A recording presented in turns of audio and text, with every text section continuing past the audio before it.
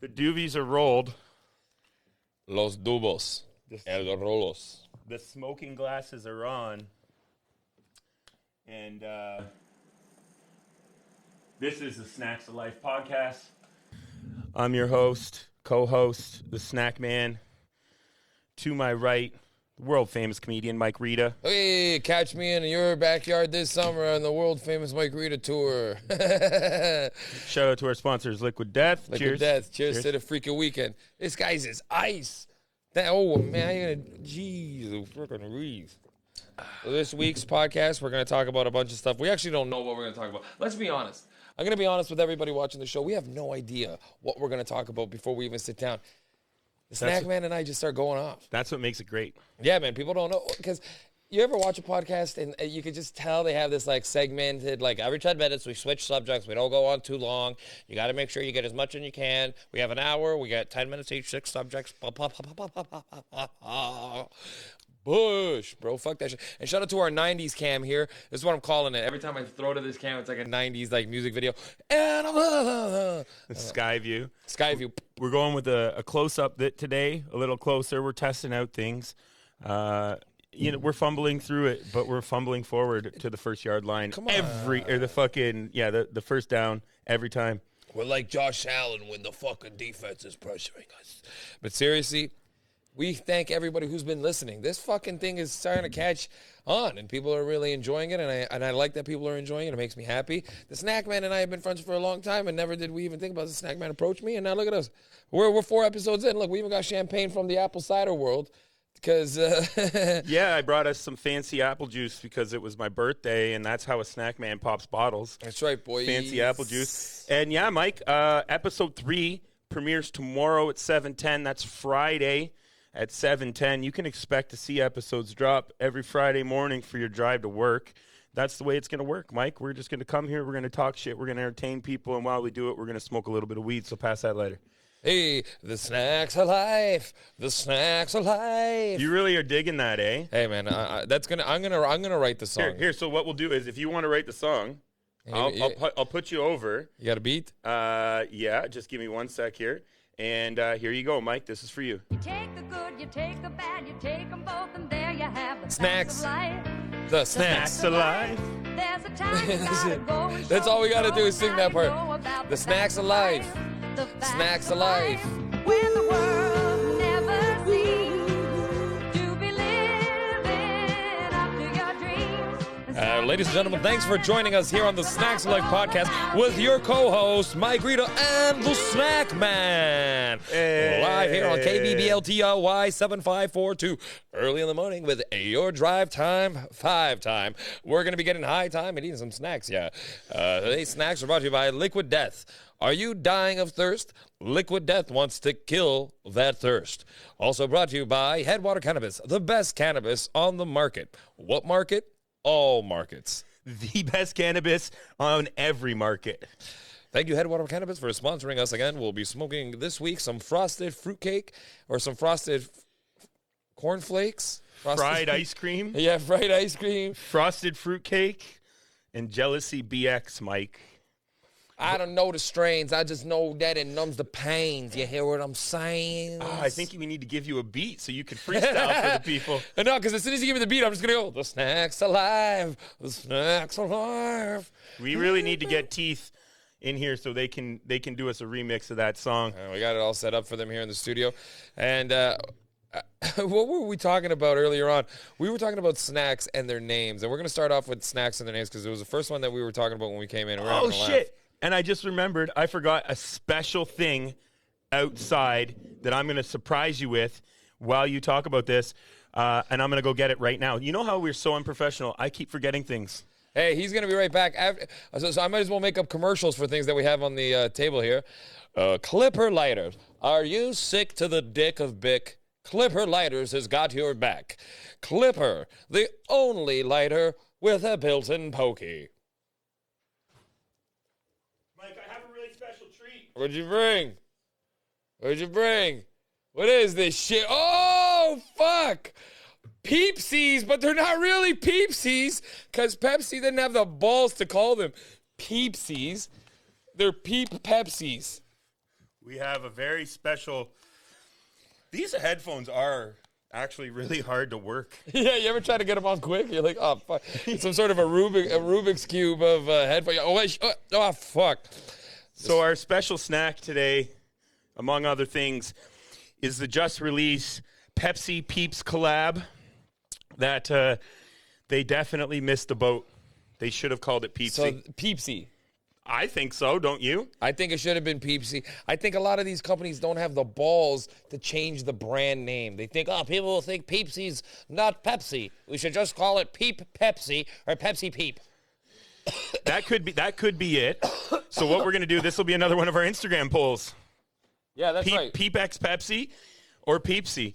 Dude, anybody who votes for Pepsi or Peep X Pepsi, Peep X Pepsi. They wear a lot of Supreme. That's for sure. If it don't got an X in it and it ain't a collab, I don't want to wear it because it sucks. I need collabs, bro. Supreme and Liquid Death. That's just a Supreme sticker. I'm drinking it. I'm drinking it for sure.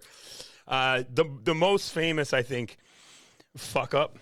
Oh, yeah. You know what I'm talking about. Bring it out, baby. Let the people at home know what we're talking about here. Everybody knows that the most famous branding fuck up of the last 5 years is the s'more Oreos not being called s'moreos. You guys hear that right now? I believe me, I had the same reaction. Oreos came out with a s'mores flavored Oreo and did not, I repeat, did not call it s'moreos. They call it S'mores X Oreo. It's almost a travesty. The boat that was missed there. Think about that marketing. What are you guys doing? Who at Oreo marketing was like, nah, guys, we cannot call them S'moreos. It goes against the whole brand. My grandfather, Jonathan F. Oreo, did not create these delicious 3-layer cookies to sell the name out to goddamn s'mores. Did you know that there was a cookie before the Oreo? That was the Oreo, the original Oreo. Wow. You want some snack history, Mike? This Let's is what go. we're here for. The listeners now, everybody peep down. We peep down. Peepsi down. Peepsi down. Hydrox. They're sold at the Cracker Barrel. It was the original sandwich cookie. It has a chocolate cookie exterior with a cream filling. And if I put them side by side, Same cookie. You'd swear it's an Oreo. Wow.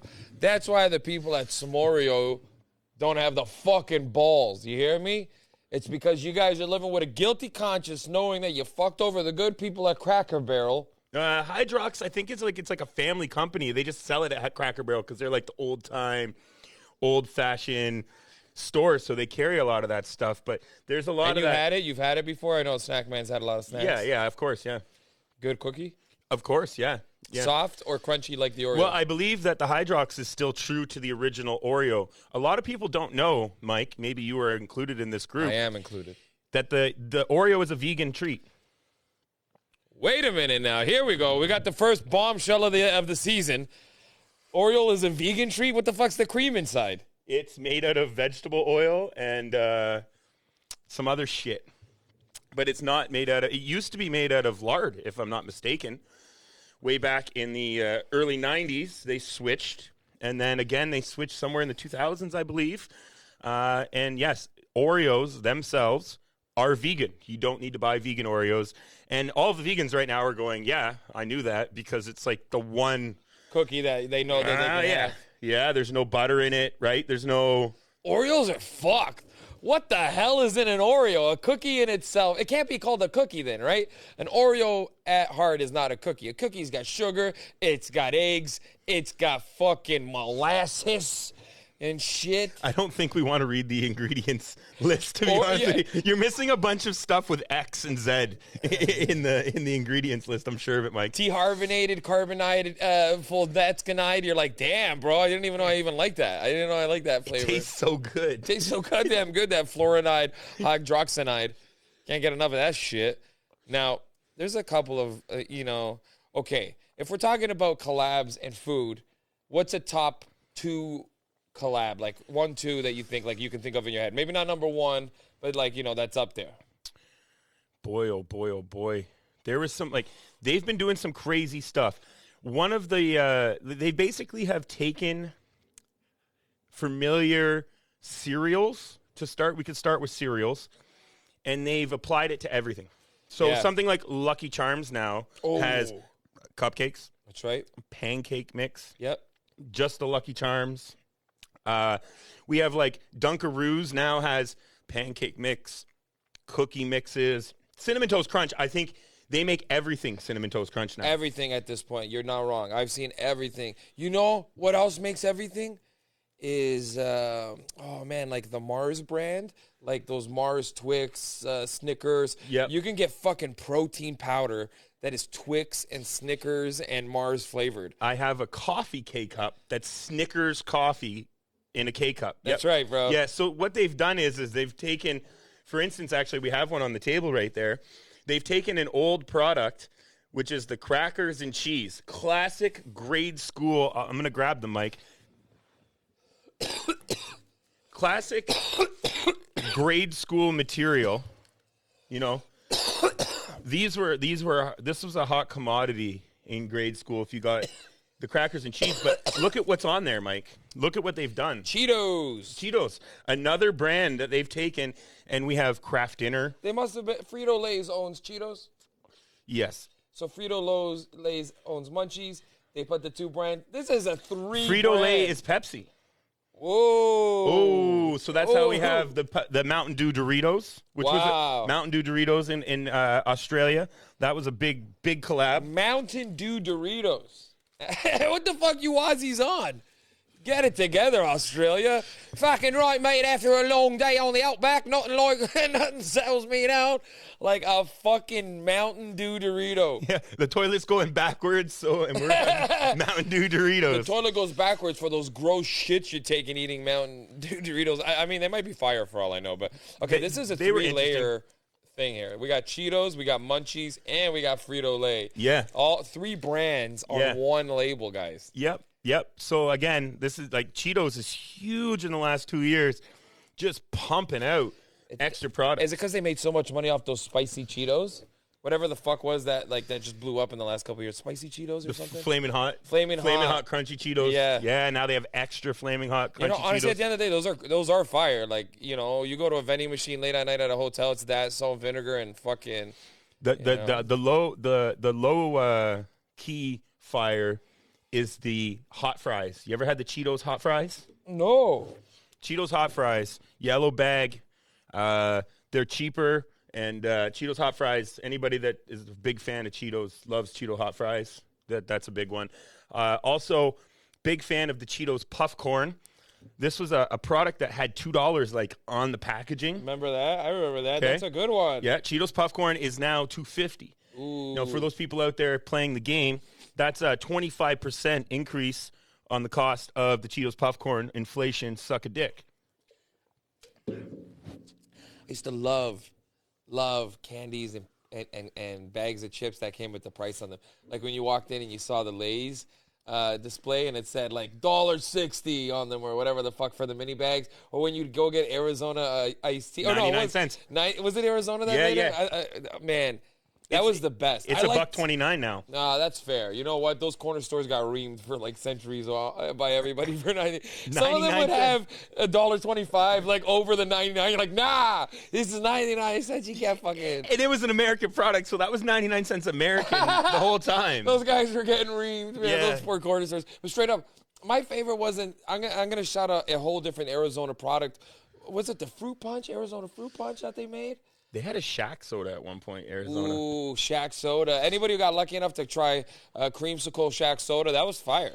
Yeah. That was fire. First time I Shack's ever had done a one, lot man. of cool shit, actually. Man, I used to own a pair of Shacks. When I was a kid, I needed basketball shoes for gym, and I got a pair of Shacks. And you know what? I got reamed out, and I swear to God, they were some of the most comfortable shoes I ever owned. They were fucking sick. Shaq put his shoe out, and he put it out cheaper than all the other shoes on purpose. Hey, you ever hear the story about that? Yeah. Like the lady's like, Shaq, I love you, but your shoes too expensive. What the fuck? My son can't afford them. And she was like, you gotta afford them. I'll help you out. And he did.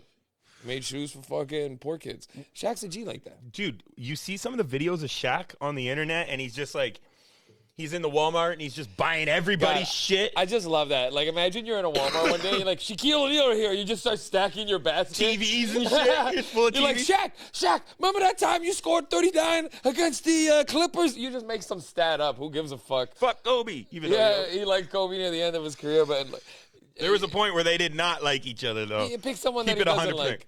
Yo, fuck Dwight Howard.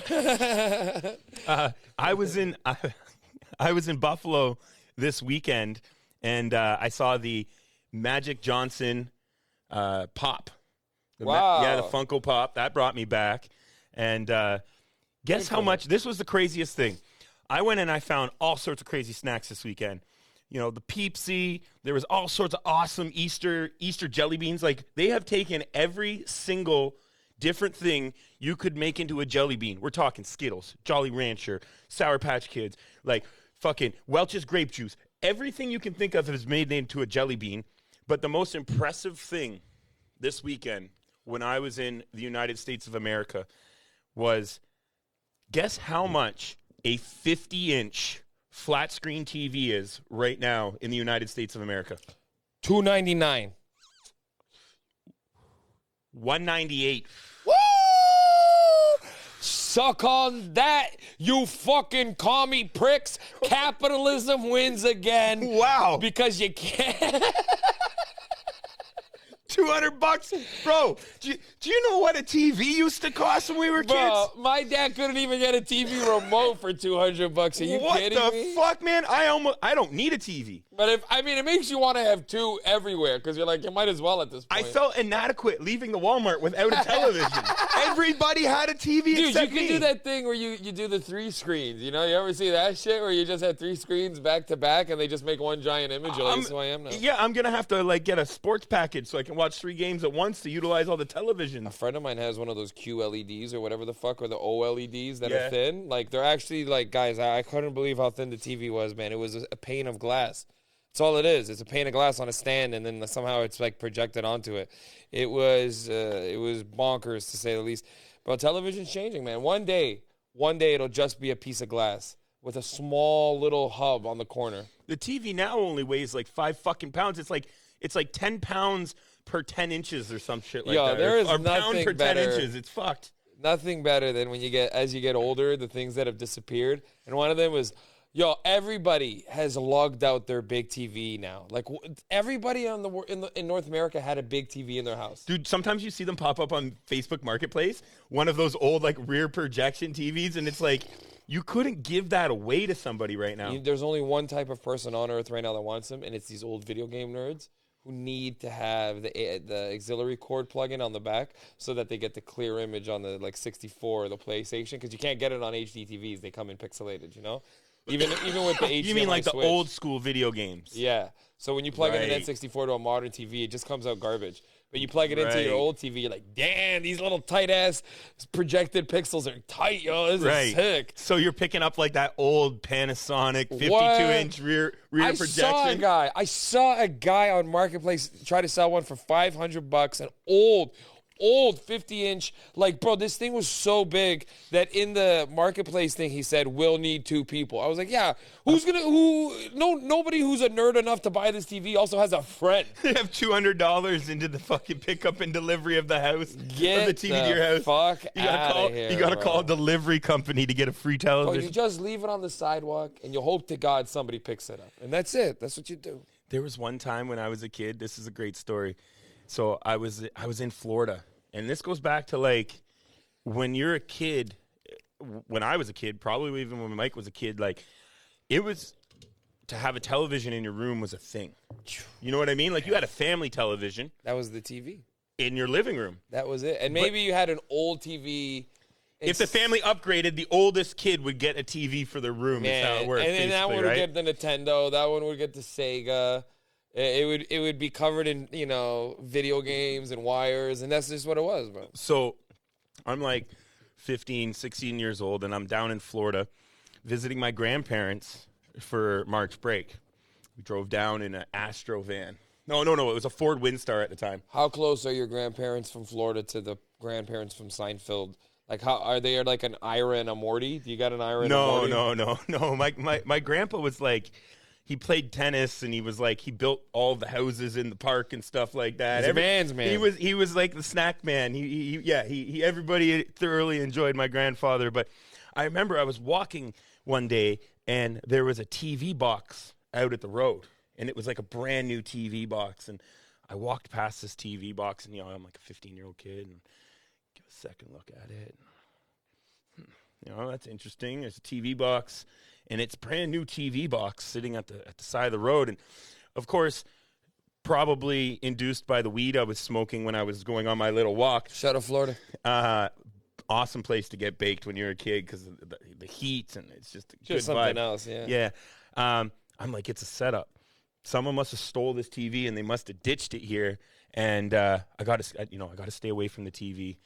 And then I came back, and the TV was still there. And so I went over to the box, and I'm like, maybe it's just an empty box. And I gave it a little move, and it was full. And I'm like, holy fuck, there's a TV in this box. And I kind of looked around. I went back, and I talked to my grandparents, and I'm like, there's a TV in a box down there. And I don't know, do you think someone would throw it a TV? Because you got to remember, at this time, televisions were still very expensive. Yeah, we're talking like $1,000, bro. Well, I mean, Maybe the TV was 500. probably like $300 to $500 at this time. 27-inch tube TV. I mean, that's era. still so crazy, bro. And so I'm like, okay, I'm gonna go get it. So there's this 15, 16-year-old kid carrying this big TV, and I get it back to my grandparents' house, and I'm like, look, it's brand new in the box. And I open up the box, and what it was is obviously I was in a retirement area, and like you're saying, as you get older. That's one of the few joys you still have as an older man is a new TV. Yeah. Dude, when you get a new TV, you're like... I'll sit in front of that thing for the rest of my week. It's over, bro. Right? So I guess someone had upgraded their TV, but they were nice enough that they took their old TV and they'd put it into the new box and they'd put it at the road. So I was geeked thinking I was getting a new TV, and I opened it up and it was like an older Gold Star. It wasn't as good as the TV, but... it worked. And at this point in time, I was like, yes, all right. It flipped from, I think I might be getting in trouble for this, to sick. I just got a television. And I made my family lug that fucking 27-inch Gold Star TV in the van all the way back from Florida. Sick, though. Yeah, all the way back from Florida, playing video games in the car on the TV with a power inverter I bought. And yeah, man, I just remember that feeling of how special a TV was. And all of that was completely murdered like liquid death would do your thirst this weekend when I saw a 50-inch flat screen LED TV for not even $200. The beauty of the times changing, man. 50-inch flat screen, not flat screen, but you know what I'm saying? Just a masterpiece TV, bro. Probably smart. Oh, yeah, plays music. Roku, Netflix, the whole nine, dude. Yeah, Spotify just built in. You just one button. Everything you need. All the technology in one. $200 fucking dollars. True story, man. When I was 20 years old, I won a really big award in Toronto called the Cream of Comedy, presented by the Second City. Second City, obviously, the SCTV. Huge. Massive. John Candy, Eugene Levy, the mother from Home Alone. I can't remember her name right because I'm high, but you know what I'm talking about. Fucking legend. Something with a C. Whatever, fuck. Christine something, isn't it? It's something like that. We're just high.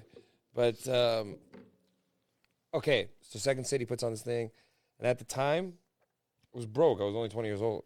And I won $5,000 and a trophy and all this accolades. I was all over the news. You were like a rapper on his first deal. Dude, I was the cover of the entertainment section of the Now magazine. It was bonkers. Okay? Sick shit. Or the cover story. This is where the groupie started, isn't it? Hey, your boy at 20 wasn't who he is at 33 here. But, but okay, so they gave me 5Gs, and I love music. I love to listen to music. Bro, I'm not even kidding when I say this. I went out and I bought the most expensive music system I could buy. I Bay Blue Radio. I always wanted to buy it from there because I used to work across the street, and when I was really poor and 16, I used to go in there and fantasize wow, imagine owning a legit system from a place like this. Like a Denon. Yeah, bro. I didn't have that. Harman Kardon. Yeah, so I couldn't afford the Harman, but I could afford the Bose. Bose. Still amazing. Quality, bro. Like mid to high range quality. It ain't a Harman. It ain't one of those top elite. But bro, no one's gonna complain. I still have it to this day. Works like I bought it yesterday. Cost me like, I think at the time, 1,500 for $1,500 a bucks. 2-speaker system and a Right. sub. That's it. And it's Yeah. Bose. The speakers are this big. Bro, they'll fill my house. Destroy my structure. My foundation cracks. It's You could have bonkers. just bought the sound wave off the television. Bro, The- I think about this. I see them come up on Marketplace, and I still want to buy them because of those ads. But that's what I'm saying. Nowadays, the same quality comes out of like a fucking Bluetooth Beats, and you're like, damn, bro, what the fuck? But back in the day, bro, you know, and it's plugged in everywhere. It doesn't have Bluetooth built in or anything. This is right at the cusp of Bluetooth being on everything, and regardless, bro, still amazing, still. And it's one of those things I do not look forward to the day that I got to throw it out or just. You pass never it on. will. I might not. Danielle said the same thing. It's Bose. Have you ever keep met it. someone who throws out a Bose? I'm like, no, it's like it'll work for like till you're old. It's like people who drive Toyota 4Runners. They just like keep the other one and buy a new one. You're not wrong, bro. You ever go by a house and they got a new 4Runner and then you look and there's this beater from the 90s? You're like, no. They just won't get rid of it. Like, what do you mean, bro? On a winter day when it's fucking custy outside, that thing. Never dies. 4Runner never dies. It's true though. It's also like Toyota Corollas. They just like continue to go through the family. All of a sudden, it's like the sixth cousin. My that's on uncle it. has had the same Corolla. I believe it's a '94. Doesn't have a drop of rust on it. Has over 200,000 kilometers, maybe closer to 3 at this point. And if you give it to somebody who changes the oil, changes the fluids, puts fresh brakes on it, new wheels every couple of years, who just treats it like it's supposed to be, he could pass that on to me and it would break next week. Yeah, me too. You know what I'm saying? I'd fuck it up. right I'd away. sell too fast, and every light on the car would come on. But because this guy's never gone past 200 RPMs, it's just the car's like, buddy, you ever gonna actually drive us? You have to be quiet. I'm gonna drive like grandpa for the rest of my life. He only goes through this one little section of Toronto. Oh fuck! Oh, a little ash hit the car. I can't forget that. Don't fuck up Russ's carpet, dude. Hey, man, he this watches is- the podcast. I know, man, and he's just waiting for us to trash him and be like, "It's cold in here." He's like, "I told you to turn the heat." I forgot to turn off the heater again this week. Can you hear it on the recordings? I doubt it. All right. He's very worried that you will be able to hear the heater, and He'll I keep on hear telling it. him that he'll hear it. 'cause He'll hear it.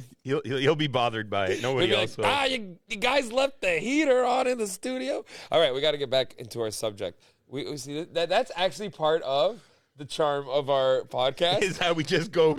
Dude, it's as if we're not. It's as if we're not recording, and we're not. People with attention deficit disorder love us. They love us though. This is a secret ADD podcast that you can just listen to, tap out for a few seconds, come back, and it's a whole new subject, or we're still rambling. Another thing I saw this weekend that kind of flipped me out when you were talking about speakers was, and you could make a skit with this. I was in a store and they had a Corona branded karaoke machine. Fucking right, bro. Bluetooth speaker, branded Corona. And all I could think about is somewhere in Los Angeles, there is a taco stand right now with the Corona branded Bluetooth speaker, and the songs and the karaoke that are going down. I don't know any of the music, but I'm sure that wherever the Corona branded Bluetooth speaker goes, there is a fucking hell of a party. Guaranteed. You know how much good Mexican banda music is coming off that? If you don't like Mexican banda music, you don't know anything, bro. Banda MS. Shout out to my Mexican brothers listening to this podcast.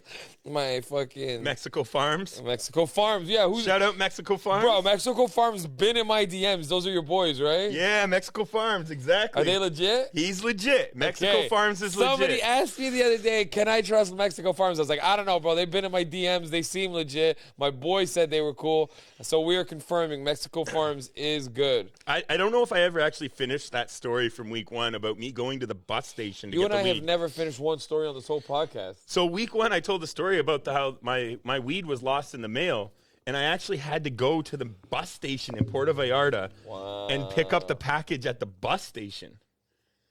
Yeah. So people that are asking, is it legit? This guy said to me, man, I'm really sorry that got held up. I'm sending it on a bus right now. It'll be there in 12 hours. You got to go to the bus station to pick it up. And I went to the bus station the next morning. There's a package. There's a package for me. Yes, sir. That is legit. And they just picked, and it was just there. And it was okay weed? I mean, For the price, yeah, it was like a outdoor. All I want to do is be able to smoke it and it not hurt my lungs or my throat, bro. I smoked backwards, so there you go. That's it. I was smoking backwards of it. Very little seed. Ironically, I did save 2 seeds. There was Bring 2 it seeds. back? Hell yeah, they're growing right now. Man, you know, honestly, Mexico still has that good sesamilia. You know what I'm saying, bro? I named it El Chapo, the plant, which is bad because it's a male name. It should be a female, but I was close, and I figured it was an ode to. Ella Chapo, but I might change it if the weed's really good, and it makes you get really, really high where you forget the episode from the week before. I might change the name to PVR. hey, PVR reads so that you remember what you say. You know what I mean? Man, Mexico's chill. I love Mexico. I love that Mexico Farms is legit. Fuck, I'm gonna go to Mexico then. If I know that I can get weed, We should go to Mexico. Or Mexico. Swoop! Yo, Swoop! Hey, Swoop! Every week we shout out Swoop. We're bro. gonna shout out Swoop till they fucking send us some free flights, and we'll go to Mexico and do a podcast. How the fuck you gonna disrespect us like that, Swoop? Swoop! I've gone to St. John's. I've gone to Edmonton. I've gone to Abbotsford. Send us to Mexico. Yeah, right? Like, and you know how cheap those flights are. Hey, They're not like. Come on, guys. bro, round trip. You could go wherever the fuck you want on a Swoop flight for like 2 bus tokens and a used Canadian Tire gift card. You just show the lady at the front. You're like, there's a couple bucks on it. She's like, all right, get on, bro. 34F. They actually encourage you to bring your own snacks on Swoop. I'm sure. Man, and the snack man's like, fuck yeah, bro. Here we go. I brought enough for everybody. Everyone takes home a Cheetos cracker pack. What is this, elementary school? Hey, you don't get shit, kid. Get the fuck out. Yo, man, until you eat those Cheetos crackers and you're like, man, the snack man wasn't lying. This shit makes me feel like grade school. I'm having one to try, all right? All right. First snack of the pod. First snack of the pod. Mike, we're going to get you to give an honest review because I've been hyping them up for a while. The Munchies cheese and crackers. Woo! Does this hit your nostalgic funny bone? All right off the top, perfect saltine cracker. Perfect amount of cheese, like a wallop. There's a wallop in there. Like, you wouldn't want too much more because then it's too much. There's a nice coating of salt. I can see lots of little, like, droplets of salt. Anybody who doesn't go salt down tongue is psycho to me. I think they're both salted. I think both sides are salted. Both sides are salted, which is going to be fucking huge right now. All right, I'm gonna take an honest bite, honest review. So that's it's exactly what you think. Saltine with a nice wallop of cheese in the middle, and it looks good. And I like. He's going in. Oh man, so flaky! Holy fuck, so good. Flaky saltine. They do it on purpose because the moisture is in the cheese. Oh my god, the Cheeto cheese, Right? tangier than the average cheese that goes in here. Another snack man win. Tastes like mac and cheese, bro. Tastes like Kraft Dinner. Straight the fuck up. As if you were to put a Kraft Dinner, like a couple chunks of Kraft Dinner in here. Which is ironic because the Cheetos mac and cheese is horrible. What a rip. That's one of my favorite reviews of yours because you did it like late night just in front of like a computer. You're like, this shit sucks. It was so honest. I don't know. I guess I expected you to lie to sell the product, and you did not. No, I'd never do that. That's right. We talked about that Yeah. last week. I finally remembered one of our conversations. I was like, wait a minute. We chatted about this. But the snack man didn't lie. And forever in my heart, I was like, this dude's so fucking funny. This guy's job is to sell snacks, and he's like, this one sucks. Do not buy this. I will not recommend this. This will not be on my website, bro. And this is fire, by the way. This is edible, cracker-like mac and cheese. Out of 10, 7.7, 8.2, depending on how high I am. Like, if I'm ripped and I'm watching, like, the Leafs or something, this is an 8.2 easily. Yeah. Easily in the 8s. If I'm just chilling in the middle of the day where I'm not feeling, like, it don't make me feel like a degenerate. I don't know how to explain that. There's a time where food that you can eat during the day, you can't eat during the day becomes okay at night. And this is one of those things. Like during the day, if I eat this, I'd be like, there's real options. I shouldn't have fucked with this. But after like 9 o'clock and the kid's in bed, you're like, oh. Serious question, Mike. What percentage of cereal do you think is being eaten after, let's say, 3 o'clock in the afternoon? Oh, man. Out of all the cereal sold, 30%. 30% is eaten after 3 o'clock. All right. Most people are eating it in the morning. I would say a good percentage, 60, 65, 70. Some people have it in the afternoon. Some people have it for dinner. But the rest, I'm saying like literally 25 to 30% of those people, That's what I'm getting at. a good chunk of cereal is eaten at night because it's so fucking easy. Shout out cereal for never fucking around. Being complicated. Yeah, no, bro. You get the bull. Hey, I met a guy who used to put milk and then the cereal. No. Yeah, bro. That's a true psychopath. Anyone that puts the milk in the bowl first and then the cereal, Yeah. you need to question that person. You need to watch that person closely. Everything they do, there's something wrong with that person. You know Something who you mechanically is not right. We went to high school together. You had long hair, kind of, and then grade 12, you shaved it. I remember sitting in the cafeteria. You got a fucking bowl of Frosted Flakes. We were sitting there. I was eating 2 hot dogs and a poutine. And I forget, you sit with me. And I'm not going to say his name because he's mad sensitive as a person. And if he were to watch this, he'd be like, how can you tell a story, but don't fucking tell people my name, dog? He's like Billy Madison. He's got your name up Yo, beside his yeah. bed. Mike, Rita. Put the lipstick on. Yeah. Dude, Right? man, shout out, great song, ELO. But, bro, this guy, I watched him do it, and I go, did you just put the milk in the bowl? He goes, yeah, so what? This is as close of an impression I can do. Oh, man, I almost said his name.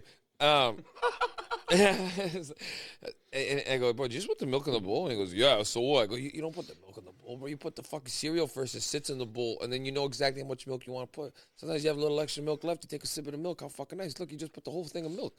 And by the way, shout out elementary, high schools for that little carton of milk. What is it, 250 or whatever? Yep, 250, Shout yeah. out to 250. It's probably 200 now. Yeah, fucking inflation's. Did you see how they made the 1 liter chocolate milk $7.50 a few years ago? Oh, yeah. It was a sad day in snack history. Yeah, let me because tell you. everybody was like, they're $1. You go to Walmart, they're $1. You're like, yeah, they're $7.50, bro. It's a scam. Yeah, it used to be 75 cents for a liter of chocolate milk. People don't know, man.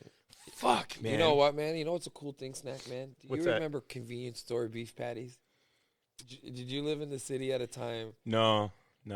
If you grew up in Toronto, Toronto's such an ethnic city that you could go to a Chinese convenience store and get a Jamaican beef patty made in a little beef patty like warmer. Okay. You would just go in, get a beef patty, put it in your little sleeve. Oh man, wow! We gotta do a poll. Let's cut this video up, okay? People watching this right now, we'll get on both cameras. Do you remember the great beef patty warmers of the convenience store age, like 80s, 90s? You'd go inside a convenience store and you'd walk in, and it'd usually be right at the front, a little warmer. You'd slide the door, you'd get your beef patty, you'd grab your little sleeve. Boom, $1. With a fucking pop. Whoa, $2. Go home with a meal. Oh, man, if you remember that, get in the comments. If you don't remember that, fuck, man. I don't know. You missed out. Those beef patties were fire. There's going to be a million people in the comments telling us that the best beef patties in Toronto are at Warden Station, right? All of those are all the same beef patty, though. Eventually, somebody ratted those guys out. They're like, those are all the beef patty. That's why you guys all think they're the best, because they're all the same beef patty. I'm just saying, I know how Toronto people be. And Their beef patties be beef, bro. That's why they call them beef patties, because they used to just be called patties, but so many people started fighting about them that they're like, them patties cause beef. They're beef patties. And that's it, bro. That's just Little known facts by Mike Rita. That may be Toronto history. That's like a Toronto heritage moment. Toronto heritage moment. Yo, man, you got to call them beef patties because everyone's fighting over them. We'll have to find somebody better to figure out how to edit that shit. I can't do that, Mike. I did figure out last week, though, when I said I'd put the video of the crackhead playing the fucking statue, I did manage to get that edited into the video. So we're working on putting in references for the people on YouTube anyway. The people that get the audio probably won't know what the fuck's going on. Liquid Death is fire. It's so good. I cannot explain to you that it is better than your average water. And it's because it comes in a can. It's the cold can. We went through this. If you have a cold glass or cold plastic bottle and a cold can, the cold can is murdering your thirst. Bro, I'm going to bring in a coffee for a couple of fucking hoots on the dupe. Do we have to, like, fucking Do you think buzz we this could get up? a Tim Hortons fucking sponsorship? Yeah, right. These guys are the tightest asses of all tight asses. Tim Hortons. It's okay because I got beef with them, and I don't think we discussed it last week on my this could just be a weekly segment. Snackman beef. Snackman's Peeps. Snackman's beef. I It's like want that Peter. to be because I like it. It's like a mini therapy. I'm like, let it out, brother. Let the people hear It's like your beefs. Peter Griffin with grinds his gears. Right? You know what really grinds my gears? Yeah. Welcome to Okay. Grind My Gear. All right. So here's the latest beef with Tim Hortons is Tim Hortons I don't think has got the memo that ham is not Canadian bacon. Wow. Truth. So Fuck ham as Canadian bacon. That's a fucking ripoff. right? So when I go to America, I like to educate my American friends because they talk about Canadian bacon and I'm like, you're getting finessed with some exotic ham, friend. That's not Canadian bacon. Yeah, they're getting maple ham. Yeah. They're from coast to coast, from Nanaimo all the way to St. John. Damn. There is not a single fucking place in this country that Canadian bacon is ham. If there is, I would love to know where they are. I'm going to go there and I'm going to smack them because everybody knows Canadian bacon is female bacon. It is pork loin rolled in that yellow. It's Cornmeal. Cornmeal. It's supposed to not taste like anything, but it tastes like fucking heaven. That is Canadian bacon. And for a company with deep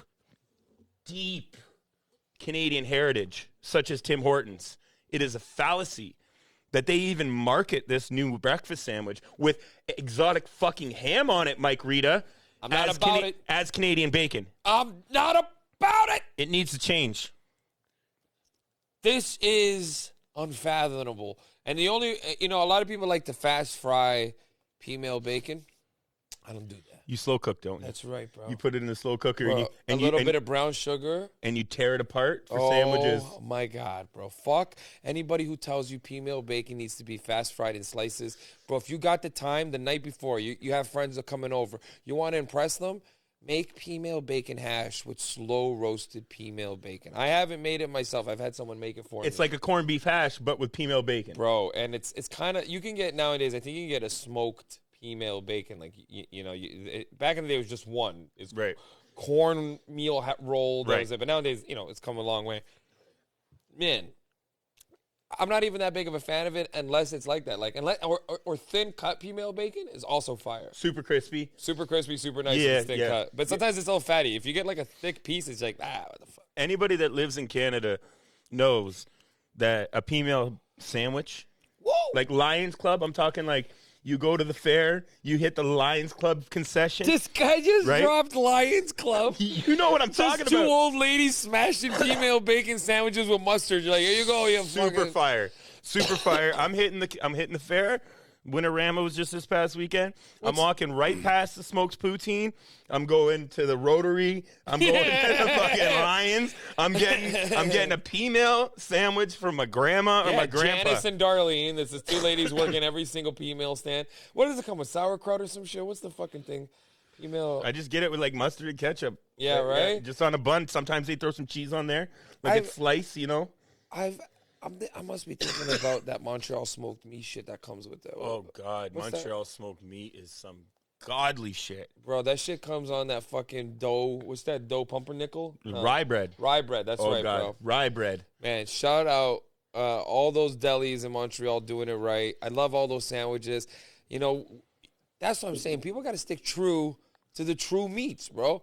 Ham can never be female, and smoked Montreal deli meat can never be anything but what it is. If it even switched a little bit, Schwartz would be out of business tomorrow. If you showed up and it was like new pickle flavor, you're like, get the fuck out. Bro, they're not even changing the menus. When was have you been in it? Yo, that shit straight up. Now I can talk on this subject, Mike, because I've done Dunn's, I've done Schwartz, and I've done Katz in New York City. I never did Cats, done the other two, obviously. No, comedy. you go to Katz Deli, you get yourself a smoked meat sandwich, Was it a busy? matzo ball, of course it's busy, a matzo ball soup, and you get a black cherry soda.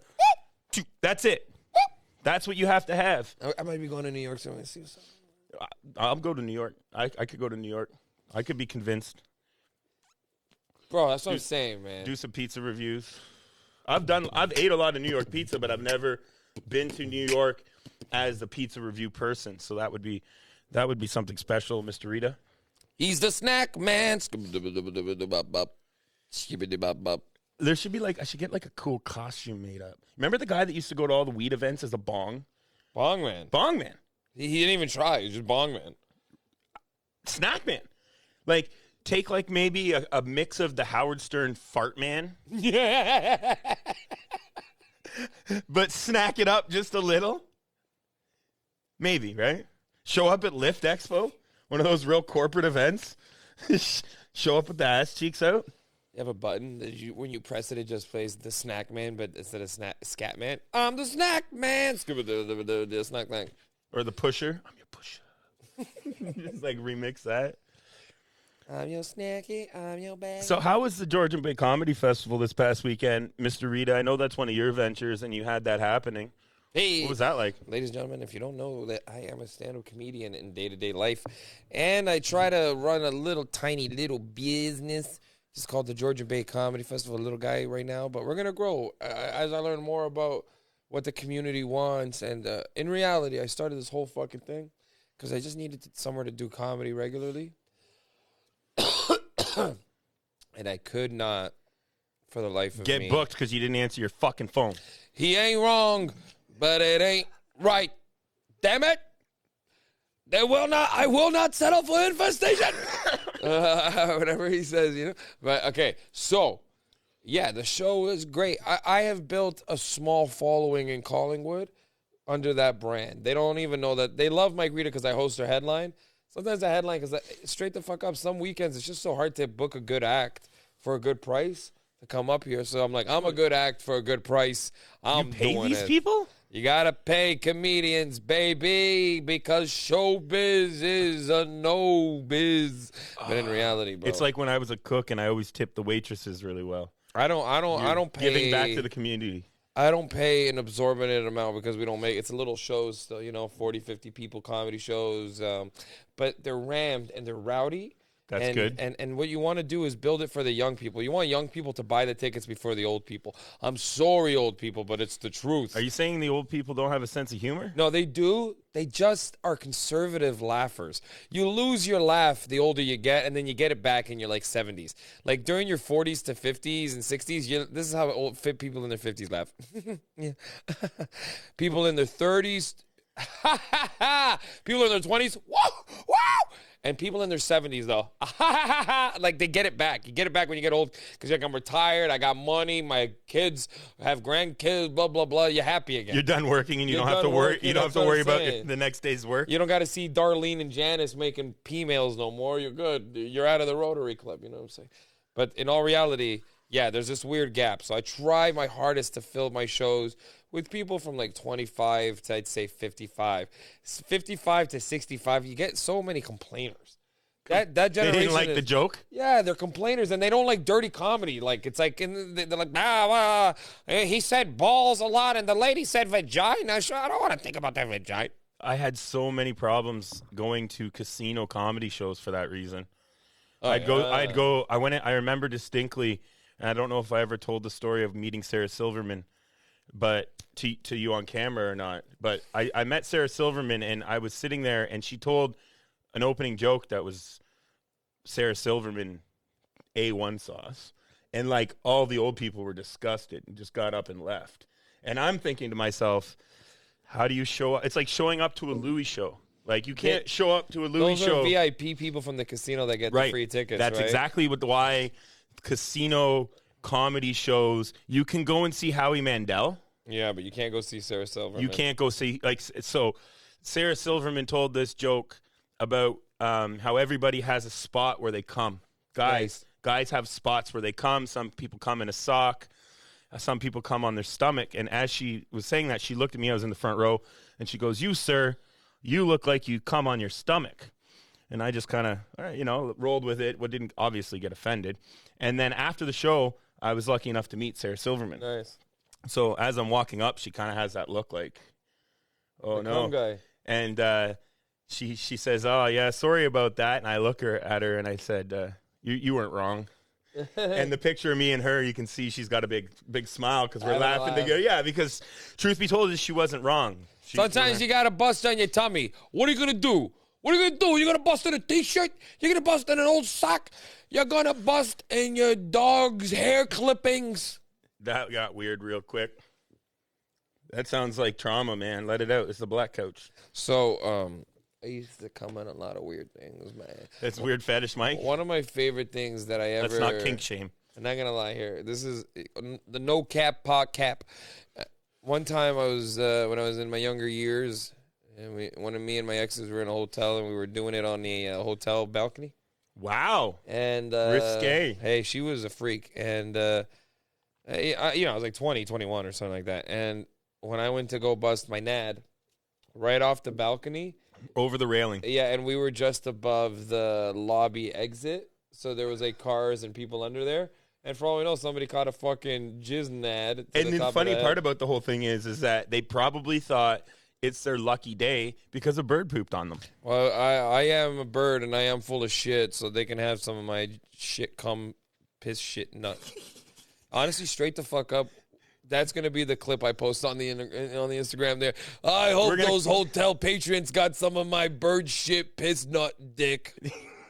We're banned. Suge Knight hangs Vanilla Ice over the balcony at the hotel. Mike Rita shoots nuts. You see, Vanilla Ice is a little bitch, though. Vanilla Ice, what? He should have he wasn't going to die. Suge Knight wasn't going to drop him. Or maybe he wasn't. He was going to make up a story. I don't know. Isn't Suge Knight in jail for murder right now? Yeah, but he, like, ran a guy over with a car. That's different than dropping a guy from a fucking hotel balcony. Yeah, I mean, it's a thin line, I guess. Why the fuck would Vanilla Ice go meet up with Suge Knight anyway? He's a little bitch. I mean, you would think at that time, in that era, Vanilla Ice would have had security too, and both of them would have ended up dead if it was like Tupac and Biggie. Like, you know what I mean? Like, you think he would have had some sort of security detail.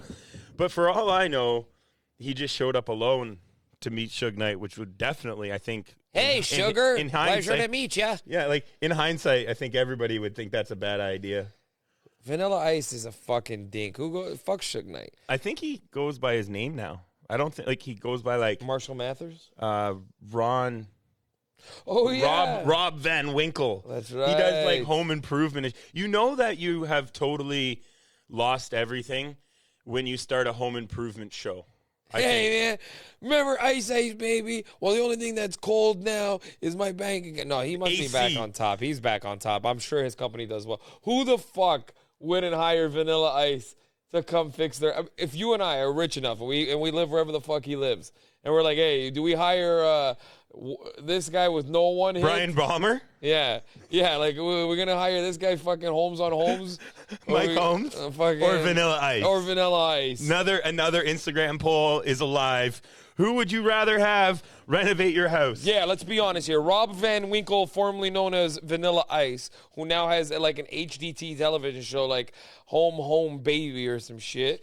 And or do you want our Mexican brethren, Homes on Homes, where the homies are come over and they fix your home?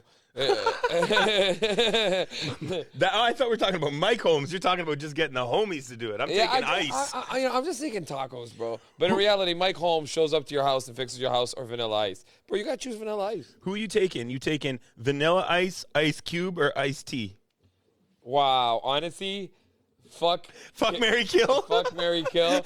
Okay. Marry, kill. I'm going to kill Ice Cube. Wow. You're killing Cube? Yeah, because of no Vaseline.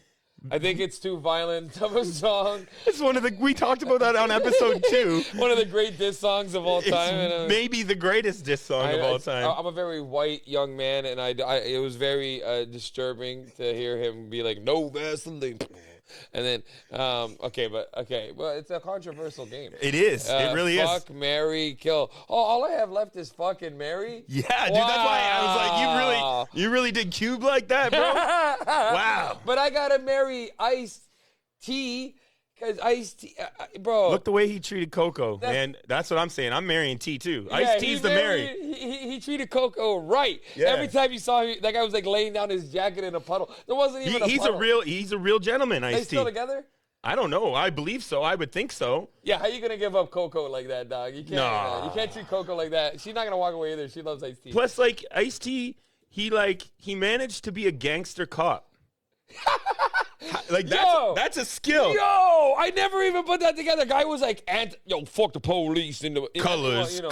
Yeah. Like, Like, yo, I don't believe in none of that. The LA patrols off their fucking mind the way they treated black youth. Like, you know how Straight it the is? fuck up. Like, you know, like I love Ice-T, and Ice-T has 70s gangster lip. And if you don't know what that is, when he talks, his lip comes up because he's like snarling at the issue.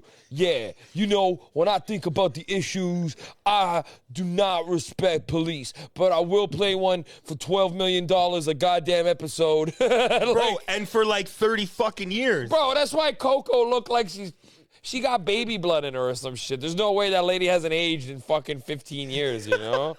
But So you never finished. Who are you marrying? oh yeah. And so I got and who you fucking? that means I got to fuck Ice-T. But it's Ice-T. No, you said you're gonna marry Ice-T. Oh yeah, marrying Ice-T. You gotta fuck. You gotta fuck. Rob Van Winkle. You gotta fuck Vanilla Ice. You know what? That's okay, bro. Vanilla Ice is the most feminine of them. I put a wig on him. I just do my thing. You know. You think Vanilla Ice is a bottom? Is that what you're saying? Bro, You think you're getting fucked by Ice Cube or by Ice-T? trans sex has never been more popular. I just gotta pretend he's like a lady, like transitioning. You know what I mean? Who cares, bro? We gotta respect everybody, and I am pro fucking Vanilla Ice and Marry Fuck Kill of the 3 ices of rap. I'm killing Vanilla Ice. Wow! Yeah. You gonna do my wife like that, bro? Yeah, I'm gonna do you a favor. How you gonna do my? Oh yeah, you kill him before I get to fuck him. Wow, Vanilla Ice, respect to the Yeah. man who was always nice. Yeah, and then I mean, I'm definitely marrying Ice-T. But you know what? There should be a case made for marrying Ice Cube, because Are We There Yet is a quality family movie. He's done a few family movies where he does play a family man. Ice Cube. If Ice-T doesn't have kids, Ice Cube is a family man. Ice-T couldn't have kids. It would have. No. Coco So this is what I'm isn't saying. gonna So maybe, fucking, you know. maybe I think I'm going to be the controversial here, and I think I might flip my idea. I might flip it, and I might marry Ice Cube, because I think there's a better chance of a future with him, and I'll just fuck Ice-T on the side. Ice-T fucks good. I would let Ice-T fuck me. At the end of the day, Yeah, you'd be the bottom for Ice-T, but, but you're yeah. making Vanilla Ice your bottom. Yeah, Vanilla Ice is my bottom. I'm not letting that fucking one-hit loser. Ice-T is also a one-hit guy too. Maybe he's got 2 or 3. I mean, No, Ice-T's got bangers. First of all, as a musical career, and second of all, Ice-T is the most accomplished actor out of that all, I think. what, bro? By far. I mean, He's Ice way Cube's got better. tons of movies, but like, Yeah, like again, what? 3 Kings? Like, yeah. but still, I think Ice-T is the better. Okay, another Instagram poll. We're gonna have so many Instagram who's polls. the better actor? Ice-T or Ice Cube? Wow. Wow. I mean, Vanilla Ice was only in the Ninja Turtle movies, so he doesn't have really a career to go. Ice-T or Ice Cube? Vote right now. Who's the better actor? It could be Vanilla Ice because he acted like a rapper and a gangster for a long time. You know? But in reality, we want to know who you think. That's really funny. man. Ice-T or Ice Cube? Pick your ice. Pick your ice, No boys. methamphetamine. Wow. No meth and fed. Although it does look like some of the people in this room on these walls have done methamphetamines. All of them have. Not one person here. Look, that guy's on meth in that photo, for Christ's sake. The only one who hasn't done Definitely meth is on Johnny speed. Winter. Johnny Winter looks like a guy who'd be like, no methamphetamine for me, boys. Just local whiskey on the rocks and a smoke. Okay, I think it's time. Mike, I think we should try the Peepsi. Wow, hey, that's where we're at this podcast, I'm staring bro. at it right now. All right, I'm here. staring it down. One Peepsi for you. Peepsi. This is maybe Okay. Peepsi X Peeps. You're full of shit. Artificial marshmallow flavored cola. All right, This here is we what go. it looks like. We'll give the camera the Peepsi. These are mini cans. That's Yeah. all I could find. We don't have giant hands. These are mini cans. Okay, Except there's that ready? one- This is a great sound effect. Too. Wow. Oh wow! Can you smell it already? Go for it. Give it the in the chips. By the way, I was talking to Barry. Give it the in the chips with Barry smell. Does he know that we made a fucking awful review that's coming his way? Yeah, we're gonna send it to him. I also, I said we should call him. Wow, do a live. Hey, everybody, it's me, Barry. Yeah, that would Yeah, be great, yeah. dude. Let's get a. I don't know how to do the Zoom thing where we could get the him on Zoom. That's way too technical. But I do know that there's a way we could call him. We could call people. Smell it though. It's fragrant. I would Wow. say. Eh? Okay, so right off the top, no Pepsi smell. No weird. No no. cola smell. all If you- vanilla. This is like a vanilla Coke, bro. At the end of the day, this is what I imagine. Okay, I'm going to go for it. That's what I'm smelling. Bro, vanilla Coke. But it's creamier than a vanilla Coke. It's almost like a cream soda Coke kind of thing going on there. Yep. Not far off from like a birch beer. You ever have birch beer? Oh. Yeah, I have, absolutely. I'm the snack man, Mike. I don't know if you know. Sometimes I forget who I'm talking to here. This is another one of those circus colas. We'd talk about Starlight and the limited edition. Yeah, like you have it once or twice, they're not horrible. It just tastes like it's got an awful amount of sugar in it. This one can has 26 grams of sugar in it. Wow. Remember that soda from the last week? 2 grams. Four in the whole entire bottle. And it was light and crisp, and on a summer's day, you could crush one with no guilt. They overdo it on these American sodas, bro. But let me get a good swig in here, all right? Because I've been taking sips. All right, I just indulged. I'm still getting. It's like as if you went to the. To me, this tastes like PC Cola's version of vanilla Coke, bro. It like, but it's not bad. It's real smoky. Not smoky, bro. But what like woody. You know, I'm getting something there. Yeah. Bro, I think it's woody. Like, you know when you drink whiskey and that aftertaste of whiskey where they're like... Well, whiskey has caramel in it, and caramel is... Caramel. It's Caramel. in cola. So That's what I'm getting. I'm getting like a smoky caramel. it definitely tastes like somebody just kind of like we discussed with the other ones, they just kind of like knocked an extra like kilogram of sugar in the mix. That's it, man. It's just extra sugary tasting Pepsi with a creaminess to it. And I'm going to say this right now to my viewers and everybody listening. I am not a Pepsi person. I am 100% Coca-Cola. You said that last week, and then you also proceeded to say that if they signed the check, you would absolutely be a Pepsi person. Bro, I'm ready to say Coca-Cola is the worst company I've ever seen in my life, man. Fuck that red can. Red Devil, bro. They're saying this, bro. Fuck that. Go blue. Go heaven. Go Peepsies, bro. just send the check to. Send a check.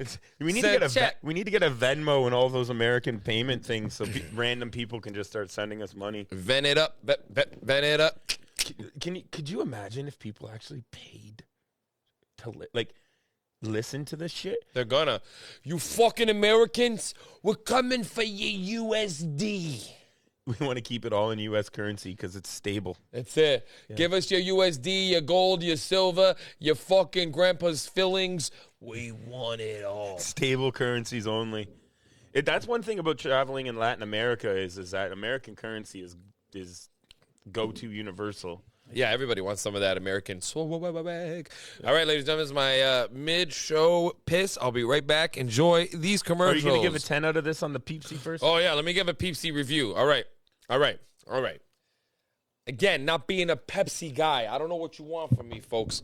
Listen here, 90s camera. I am not a Pepsi guy. Don't peep yourself, though. If you really got to go, you can go. No. I don't really got to go. Honestly, I'm getting ahead of it so that it doesn't fucking get to me. You're old. I'm an old man. That's smart. Getting ahead of it. 'Cause I feel it building up. I'm like, this fuckhead will come out. All right, out of 10. Again, not a Pepsi guy. This is Coca-Cola. This be a 12. Unless Pepsi signs a check, then this is 12 too.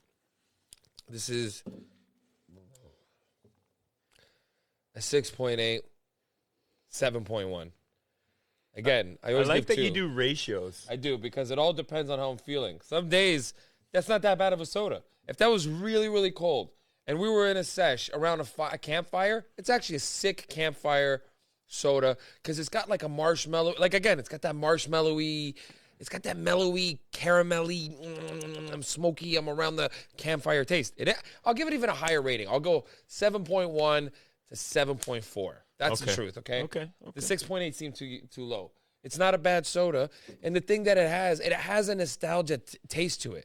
It does. There's something in there. I don't know what the fuck it is. I grew up around campfires. I like campfires. This is what it reminds me of. Straight the fuck up. S'moreo. Cheers to that. It's fucking S'moreo. Can't believe they did that. Oh, man, we started on the most controversial. All right, I'll be back. Enjoy these commercials. Headwater Cannabis. At Headwater Cannabis. Shout out all the sponsors. Liquid Death. We're going to go back to drinking Liquid Death. I have to drink now 2 more of them so that I still peak clear after the show. That's my goal. Is there's people that walk around with water bottles and they try to get that done every single day, and I just can't make that commitment. But what I can make a commitment to is drinking at least 2 to 3 Liquid Deaths every single episode of the Snacks of Life.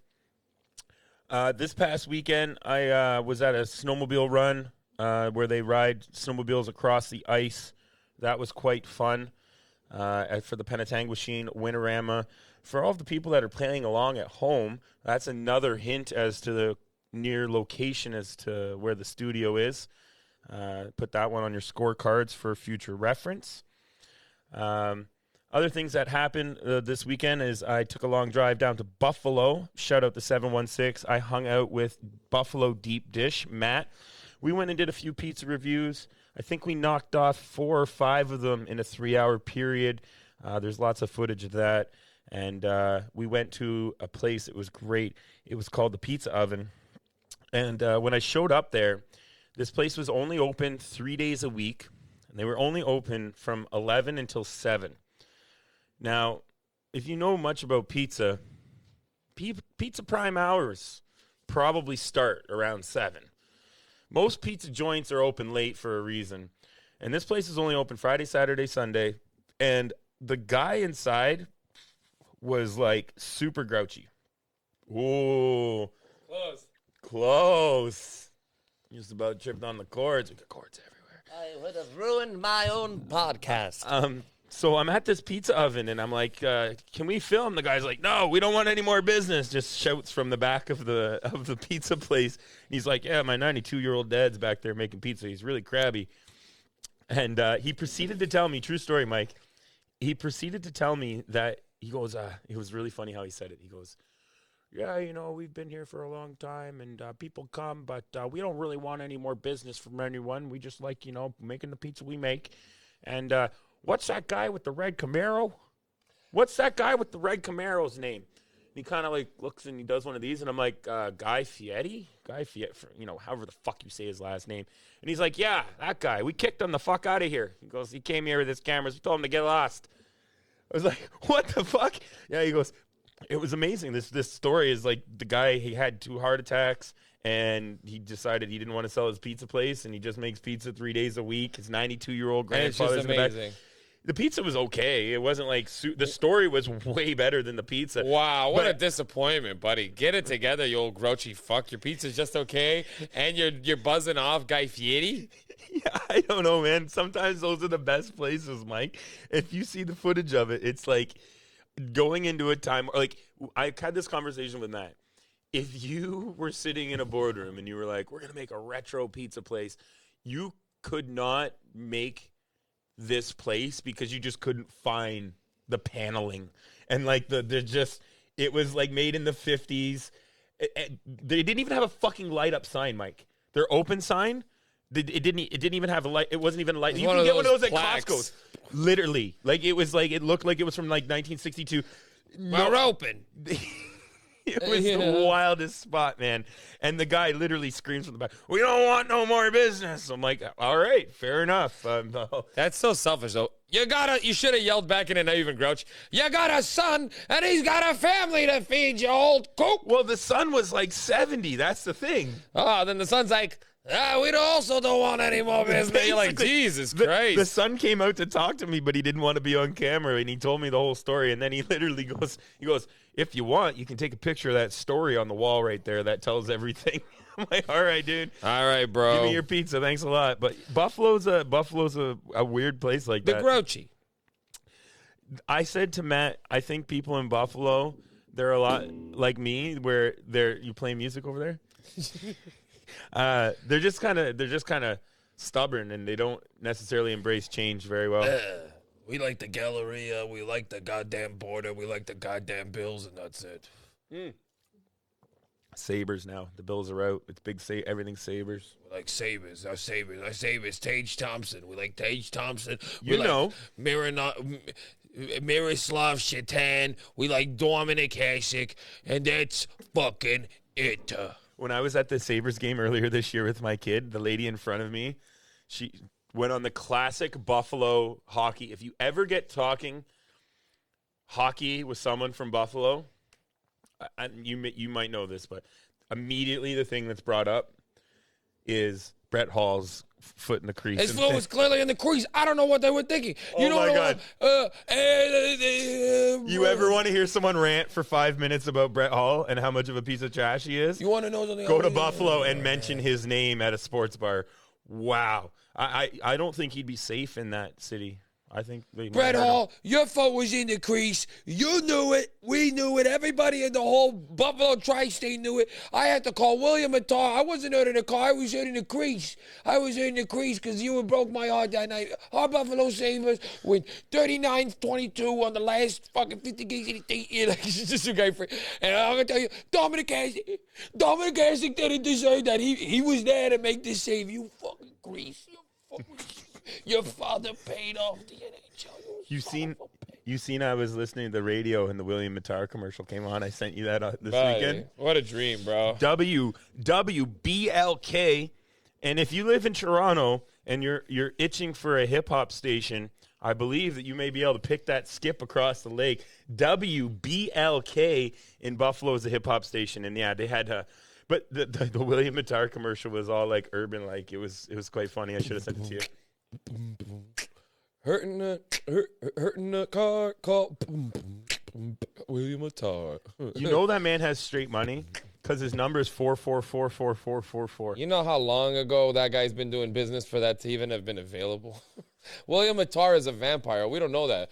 4444444 has been around so long that this guy was around in like 1984, the day that buddy George Bell or whatever the fuck, former Blue Jay George Bell invented the telephone. Alexander Graham Bell? Is that what you were looking for? No, I want former Blue Jay great George Bell. Reinventing Canadian. It'll be one of those more memes. Canadians. One of those memes. I'm gonna tell my kids this is who invented the telephone, and there's a picture of George Bell. This is George Bell at the plate. George Bell with a double hair on the second. But in all seriousness, when 44444, man, who's got more money, William Attar or the cash man? Fucking what's his name, bro? Oh, Russell Oliver, because it's the same kind of like shiesty business.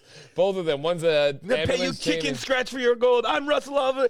That is literally nostalgia. And you know what the great thing about Russell Oliver is he is front row for just about every huge event in Toronto. He is a Toronto socialite. Yeah, he is. Yeah, and he loves it. If you meet him, he'll stand there, take a picture. He'll do the. He doesn't say nobody. What's his thing? Oh yeah. He loves the whole oh yeah thing. He passed it on to his kid. His kid does the oh yeah thing. Russell Oliver. I'm gonna tell you something about Russell Oliver real quick. Has made a career on divorce, on rich people going broke. And I'll buy your Rolex. You're proud of bags. That's right. Nobody's selling these things if they're not going broke. You don't buy a Rolex and sell it if you don't need it, the money back. You buy it and you bought it at a premium. You bought the Rolex at fucking 20 grand. And now you're selling it to fucking the cash man for $5 because you need it back. And he's the only guy in town who's gonna give it to you. He's the only guy in town who's gonna give it to you. He'll give you $5 grand right now, cash, boom. Give me that Rolex. And then as soon as you leave, the second you leave, he's selling it for 15 grand, and he's putting $1,000 of that like profit into. Oh yeah, that guy's ads come on minimum 5 times an hour on CP24. Oh, he's just and 5 times an hour for the last 35 fucking years. Right. Man, he's had theme songs. I'm the cash man. He painted himself silver. Remember when he was trying to buy silver? He did the full silver thing. I want yours. Dude, he man, Russell Oliver, top 5 Toronto socialite / like figure of all time. He's up there with the Dundas Square. Believe. He's up there with Believe.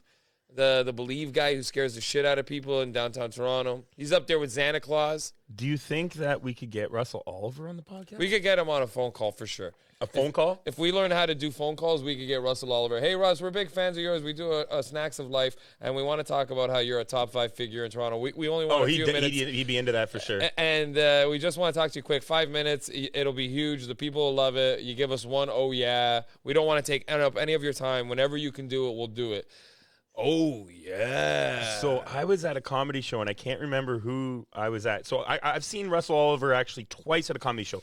One is documented, and you can see it yourself. You can see it, and you can see it yourself. The viewers. He was at the Russell Peters Netflix special, and he sick. was right front row. And Russell Peters, of course, being local, called him out and was like, yeah. Russell Oliver sitting in the front row. Yeah, and like made a thing. Then there was another comedian, and I can't remember who it was. What a dream. And it was at Scotiabank Arena. And they had 6 people. It was like a warm-up comedian, right? Yeah. Guy from out of town, I'm going to say. He didn't know. He didn't know it was Russell Oliver? Okay, so he had 6 people up on the stage, and a lady, and he was doing the freestyling comedy, Can't remember what he's doing. He gets to Russell Oliver, and Russell Oliver steps up to the front, and the crowd goes fucking wild, Because Mike. they recognize him. They're like, it's fucking Russell Oliver. Everybody in the arena immediately erupts like fucking, we scored a goal. Yeah, and the guy, he's taken back, obviously, because they haven't who the done fuck that. is this guy? And he literally goes, wow, the people must really know you. And he gives him the mic, and what does he say? Oh, yeah. He gives him the, oh, yeah, dude. They went nuts. The crowd went fucking insane, You saw bro. a live, oh, yeah. Oh, yeah. Oh, yeah. Oh, my God. Dude, and the comedian was like, What the fuck? I want to buy you gold Rolexes, Bugatti, whatever you've got, I want to fucking buy. Divorce, income loss, lost your job, your house is too expensive, mortgage. Oh, man, he's not, there's another one, too. What's the little Jewish guy who sits at the table? I'll give you a mortgage. The second mortgage guy. Oh, Yeah. what's his name? Oh, dude, I Fuck. don't- Fuck, man. Little Jewy dude, bro. He's hilarious. I love him with all my heart, man. Is your house leaking? Your roof broken? Do you need a second mortgage? Oh, what this fuck? And then the commercial just shows his storefront, and you're like, this What guy? the fuck is this? How much money does this guy make? This guy's been running ads. Him and, I don't know, man. Dude. Diamond and Diamond. Oh, Diamond and Diamond's got it. Dude, that's another guy front row all the time. Yeah. That guy from Diamond and Diamond, he's there all the time, bro. Yeah, yeah. You Wow. see, and the Snackman. Bro, they had Diamond and Diamond. Shout out to, this is a big local show here. Diamond and Diamond is, if you don't know, a local insurance brand. No, not insurance. They're lawyers, and they're like injury lawyers. And they had this great theme songs. They would be like, Diamond and Diamond doesn't want any money until you're done. And then at the end, they would just go, Diamond and Diamond. That was it. Diamond and Diamond. If you caught it at the end, you'd literally think it was a jewelry commercial. That's right. Diamond and Diamond. Dude, there's a bunch of them. There's Spence. Wow! Wow! Yeah, wow! You got to know Spence Diamonds. All right. Spence, right? But that stupid. Wow! Yeah. Why does that, dude? It sticks in my. Anytime I hear that, wow! You know Spence Diamonds commercials coming up. There's a bunch. Okay, another one Diamonds. that's really sad is how iconic the Marineland commercial is, and how absolutely horrible Marineland is. My wife grew up in Newfoundland. She's 3,000 kilometers away. She could tell you the song right now. There's a place I know in Ontario where the sea lions fish, so the story goes. Like, Oh my God! Banger! Banger! Banger! Certified 90s banger. Banger! There's not a Dude. person in Canada that And in the isn't. Tri-New York, Buffalo State area. Oh my you know God. they got those commercials too around the clock. Oh my God! And it's like, I know that Marineland is horrible. I've Bro, been that there. whale hasn't been that happy. Don't ever believe that. That whale, Chakra or whatever her name is, poor thing.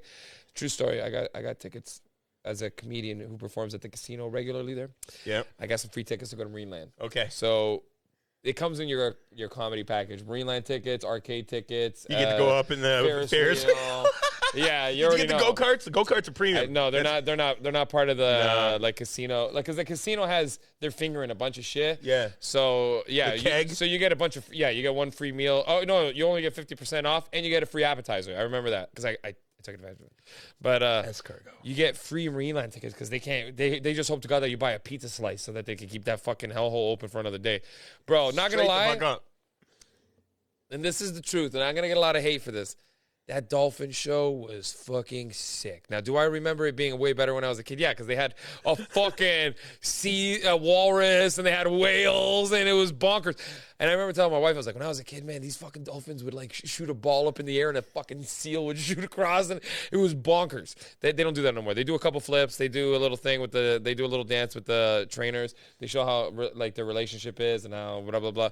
They try to sugarcoat it a little bit. Yeah, they try. love us. They try. It really is though. When you're there, you're like, man, they haven't cleaned these tanks. Like there's like It's rust. scuzzy. Yeah. It's scuzzy. You're like, oh, they know they're dying, so they're not dying, but they know they're almost done. But the It's one gonna be thing a is, condo. I cannot remember her name anymore. The whale that they have there is really sad.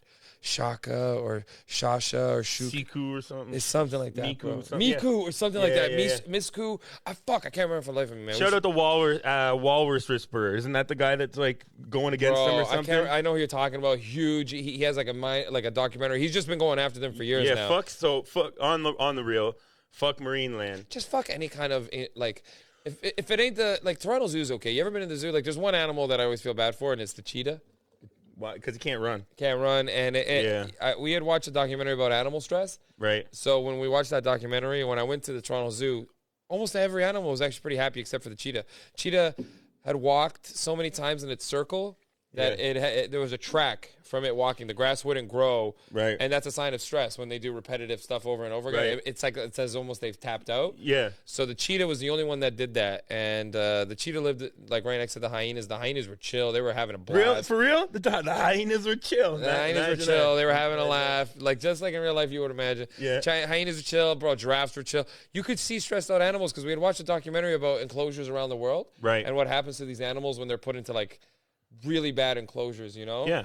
And it was awful. Some zoos do a good job. Like the Toronto Zoo does. They really try, bro. They have to, or the PETA will be on their fucking ass. So my son, you're a family man. I'm a family man. My son loves the zoo.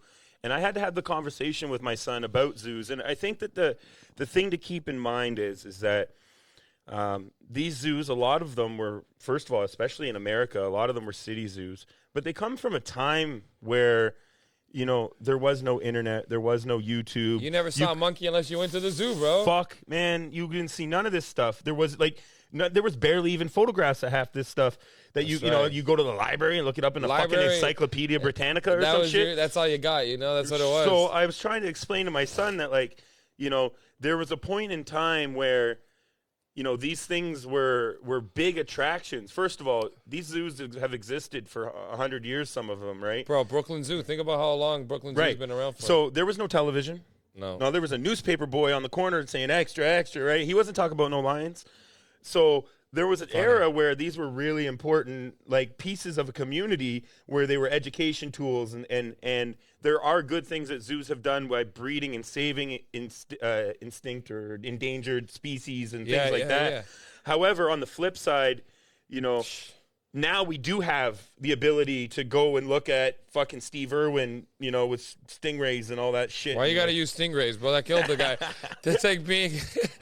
That's so funny. You can go watch Steve Irwin with stingrays, or you can go watch, this guy's so funny, man. You're fucked. I was just thinking of other dudes who have died and tried. Or you can go watch, Paul Walker and drive. An Acura? Yeah, and you're like, dude, chill, man. Chill. But again, there's the ability for you to see these things and to be educated about these things and feel interactive with these things now more so than in 1910. I went to a zoo a few years ago in St. Louis, and it was a free zoo.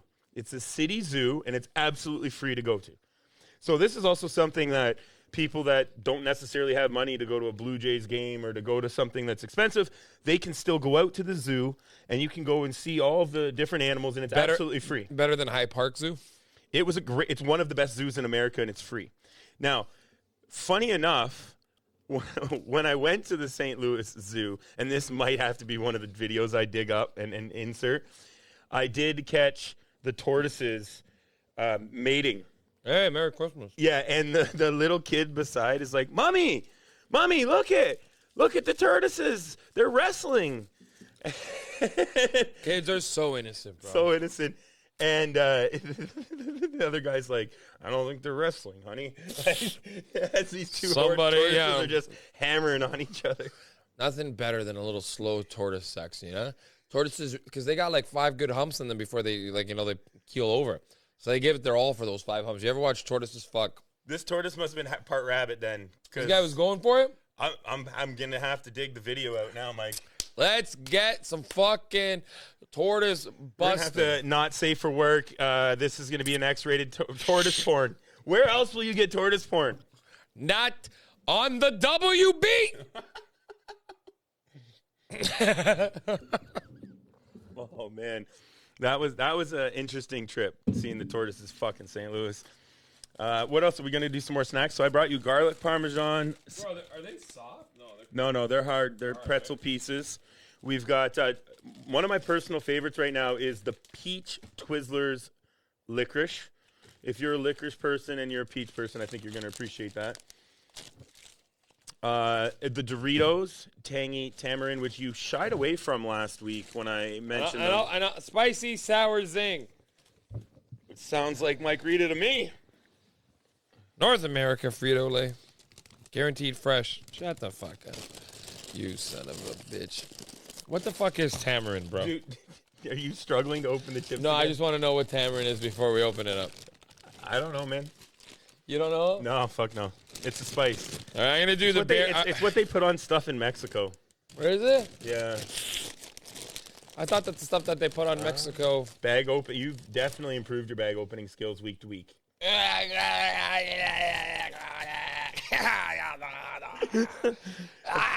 gotta torture you a little bit, right? Spicy sour zing?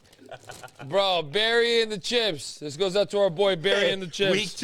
Week 2, Barry and the chips. we're reviewing for In the Chips with Barry. Oh yeah, this is another guest review for Barry and the Chips this week with Mike and the Snackman, and we're trying Doritos Tangy Tamarind all the way from Mexico. Is it going to be good? Is it going to be crap? It's from America, actually. It's from America? Yeah, it's from America. Even worse, you capitalist scum. All right, I wasn't gonna do this. I was just gonna make you do it, but now it's for my man Barry. I'm gonna try them as well. Okay, let's go. This goes out for Barry and the Chips. The nose test. I don't know what tamarind is, but I bet you I'm getting it because that's all I'm getting. Whatever the hell. I don't even want tangy tamarind. It kind of smells like soy sauce a bit. Soy sauce. It smells like an apartment hallway, bro. Okay, one sec here. Take a look at that. A nice chip. I couldn't find a folder because it's the Doritos. You're onto the thing with the this is definitely more coated than this side. You see what I'm saying? Remember that? I told you on the tumbler. Conveyor. Yeah. Oh, yeah. You said it was a tumbler. I always thought it was a conveyor belt, but you're right. Now tumbler. we're going to have to clip in a how it's made video. Maybe Discovery will give us the rights to that. Okay, In the Chips with Barry. First impression, I'm not going to enjoy this. Bro, tamarind's got to be like Indian food or some shit, bro. It tastes like Indian food. Tastes like curry? It just tastes like Indian food, bro. Kind of smelled like that. Okay, all right, here we go.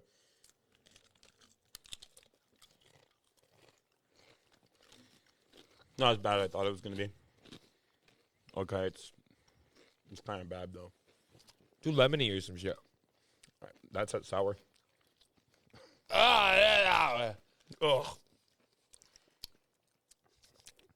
Somebody likes these chips. Not me. There's a demographic for everything. I'm. If you made nutsack chips, we will buy them, bro. They have vagina chips. Did you know that? No, but They have vagina flavored potato chips now. Yeah, if I had the ability, I would. There's niche markets for everything. Some European company. Bro, these Those chips, might sandwich. Yeah, you know, Barry, you got to do a pop-in right now and tell us if you're a chef. You're the chefman's. Whatever the hell tamarind is, I wasn't ready for it. It was spicy. It was sour. It was way too much lemon. Bro, it was just so fucking over the top. I'm not going to lie. It was very potent. Very, very potent. I wouldn't have a second one if you paid me, man. I'm not going to lie. I'm not having a second one either. And, okay, Barry does 5 stars. This is a 1. Is it a 1 just because it's a Dorito? Yeah, it's just gross. It's too over-flavored. It's too much. I think he gives 0 stars. Oh, yeah? Oh, Barry, you're fucking ruthless. In the death with fucking Barry. Jesus, great. I could be wrong. We'll have to research that. But anyway, In the Chips with Barry, that was a guest review. Those are disgusting. Hopefully you haven't reviewed them and gave them a 5. That would be devastating. No, he would never, man. Barry, we know and love you, and we know that you love a good chip and not a bad chip. These are not a good chip. In the chips with Snackman and Reets. Goes out to our boy Barry. Get him. We're going to have to start doing sandwiches if one of these weeks or something. I was going to show up with some tuna. This is a sandwich of history tuna that we all have for lunch as children. The snacks of life. Snacks of life. All right, what are we doing here? Subject, snack. What are we? A joint. You smoke all your weed too? Yeah, I think we got to roll some weed. I'm gonna roll a communal joint right now for us. Well, how about I'll gut a blunt. We're gonna blunt together. We haven't blunted together yet, bro. Well, I'm gonna gut a blunt, and we'll just play random sound effects. The snacks of life. I'll just make commercials to them. Day. Smoke weed every day. Smoke weeds every way. What do we got? We got some. Y'all already know what it is. Intermission music. You already know what it is. Reets and the snack man rolling up the blunt. We can only play that much before the algorithm will kill us. So Yeah, they'll be like, how fucking dare you play music? yeah. What do you think you are, Cisco? Do you remember this from week 1? This is a great one. All right, proceed to smoke weed. Rest in peace, Anthony Bourdain. Yo, I don't even call him Anthony Bourdain. That was my boy, Tony B. Tony B. Tony B. You guys don't even know, man. Me and Tony B are like this. You know, you ever hear Tony B talk about it? He just loves a burger. At the end of the day, he was just a greasy burger guy, and I'm about that. You know what the good thing about Anthony Bourdain was? Everything. He was your boy. Yeah. You know what I mean by that? When you watch Yeah. something, you're like, this is my guy. I feel like Anthony Bourdain had that same thing where you knew that what he was saying was what he really felt, and he wouldn't like sugarcoat shit. You know what I mean? Like, he also got to sit down with Obama. Like, he sat down with the president, man. You know what kind of stature that puts you in? Like, the group that you get put in. And the crazy part is Anthony Bourdain didn't like meet the president at the White House. No. President wants to meet Anthony Bourdain. Anthony Bourdain's like, meet me in a Vietnamese fucking noodle house. That's the kind of clout that Anthony Bourdain has. What a weirdo, bro. What a weirdo. You know, like, hey, Prez, I got this great noodle place in town. Can your security fit in there? Oh, we'll see what we can do. Imagine getting that assignment as a Secret Service. And you're you like, need a filter? Yeah. Oh, you have filters. Yeah. Roll me one up. I'll use it at the end. How big? How small? Just do it and I'll figure it out. All right. Double fill. Double fill. I'll imagine hold it getting- and then it'll pop open into your blunt after. That's what we're doing. Imagine getting that security detail, though. You, like, wake up and you're like, oh, fuck, Susan. I got to go to take the president to a noodle house in Vietnam. You're like, what the fuck? Like, it's the last place the president should be. You know, this motherfucker should just be at Camp David chilling. Charlie's going to get him. Yeah, fuck. That's the name of the Vietnamese, right, Charlie? I don't know, man. Is that what they called them? I Like in the can't war remember. you're talking? Yeah, yeah. Oh, yeah, I'm not that versed. Fuck. Yeah. There's a bunch of great names for those cats. And I'm going to find out I'm racist. That's like a racist term and I'm canceled. Oh, no. How dare you call the How Vietnamese can- Charlie? Wait, how many different ethnicities have you slighted in your career? I'm going to slide them all. I actually slide them all. It's like It's equal. I'm going to tell you something, man. There's this weird, you get a card from, if the people who are closest to you of that race, of that ethnicity. and they don't give a fuck, then I don't give a fuck either. Right. Because they know where it's coming from, and they're the only ones I'm going to see face to face and have to deal with on a regular basis. Now, if I offend them, I feel awful. So is My that heart like broken. if you check in with Jay Prince in Houston, you shouldn't die?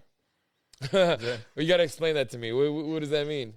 The rap a lot in the rap community, they always talk about how you need to check in with the OGs in the city and rap a lot, and the Prince family has always been like the Houston, connect or whatever. But then oddly enough, just recently, Offset got shot in Houston in the company of Jay Prince. So Oh, shit. yeah, and there's a lot of controversy on the internet. I'll leave that to Joe Budden. But yeah, You like Joe Budden or not?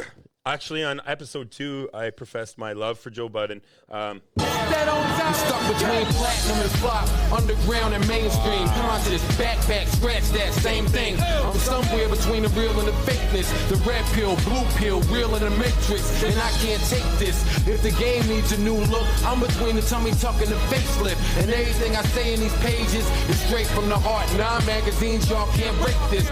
Yes, I like Joe Budden, and that man had bars when he rapped. Joe Budden. Lighter. Joe Budden is well versed and well educated in a lot of subjects, and also one of the most annoying people to listen to sometimes. He's so opinionated. It's like, but when his opinion is something, and this is just how humans think. And it's just the way that it is, because I got nothing against Joe Budden, because when his opinion matches up with mine, I'm like, this guy hit it on the head. Right. He couldn't have nailed it more. Right. And then when he says something about somebody I don't like, I'm like, Joe Budden's a bitch. Fuck you, he's so angry about. Take a breath, Joe Budden. Jesus Christ. Like, remember when he gets mad? Is it Lil Yachty? I don't even like Lil Yachty. Yeah. But that whole situation. He was trying to tell you, you know that y'all need to be smart. Y'all, he's like, but you know yeah.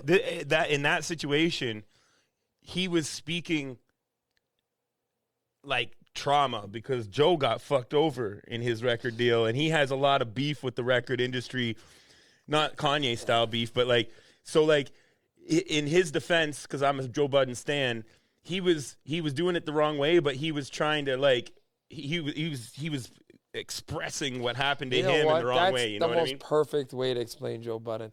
He has his heart is in the right place, but he's got a lot of trauma to deal with, so he's got so many walls up that him just telling you something basic has to go through 3 walls. So that's why it's like he almost has to yell through those walls to get you know. He couldn't talk softly to Joe Budden about something. So I've actually met Joe Budden, and I talked about this in episode 2. Tell me about it. I met him in Boston. Damn. Actually, the first time I met him was in Toronto at Chocolate Lounge. We talked about that episode 2 with the Flyer Vault, and then I met him in Boston.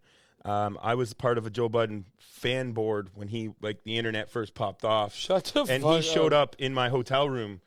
And like I've met Joe Budden multiple times. He knew me by name back in the day. This guy's a Joe. And I was literally like a Joe Budden stan, but it was because his music, the way he talked about it, it was real shit that he was dealing with. You know what I mean? With that. I actually have no problem with Joe Budden's music. And I think that Joe Budden on paper is a great rapper. I think it never, not that it didn't translate to like mega hits. Obviously in the rap community, so respected. And again, nothing against Joe Budden, bro.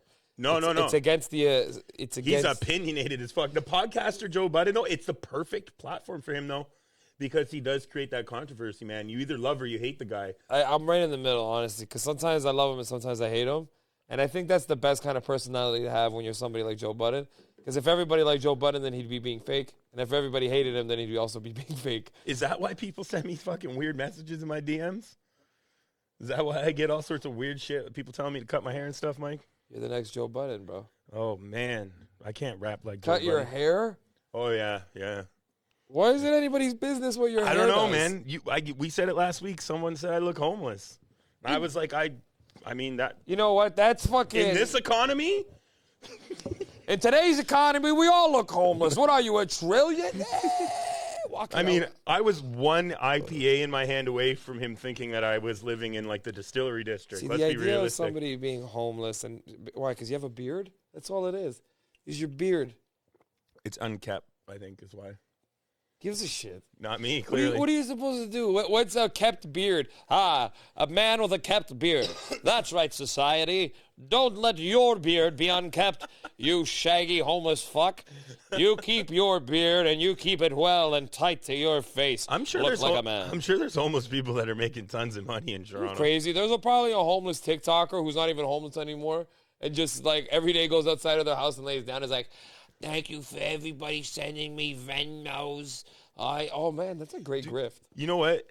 Funny enough, like that is the internet. There was a dude who lived in a trailer with like no appliances at all, who skateboarded to work with ocean spray and ended up. My boy Smoke Dog, bro? Yeah, like love Smoke Dog. right.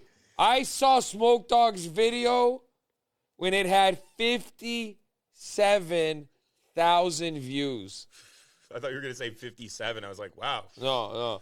57,000. It wasn't, bro, think about that. How many million do you think it has now? Oh, it's got to be in the 90 million.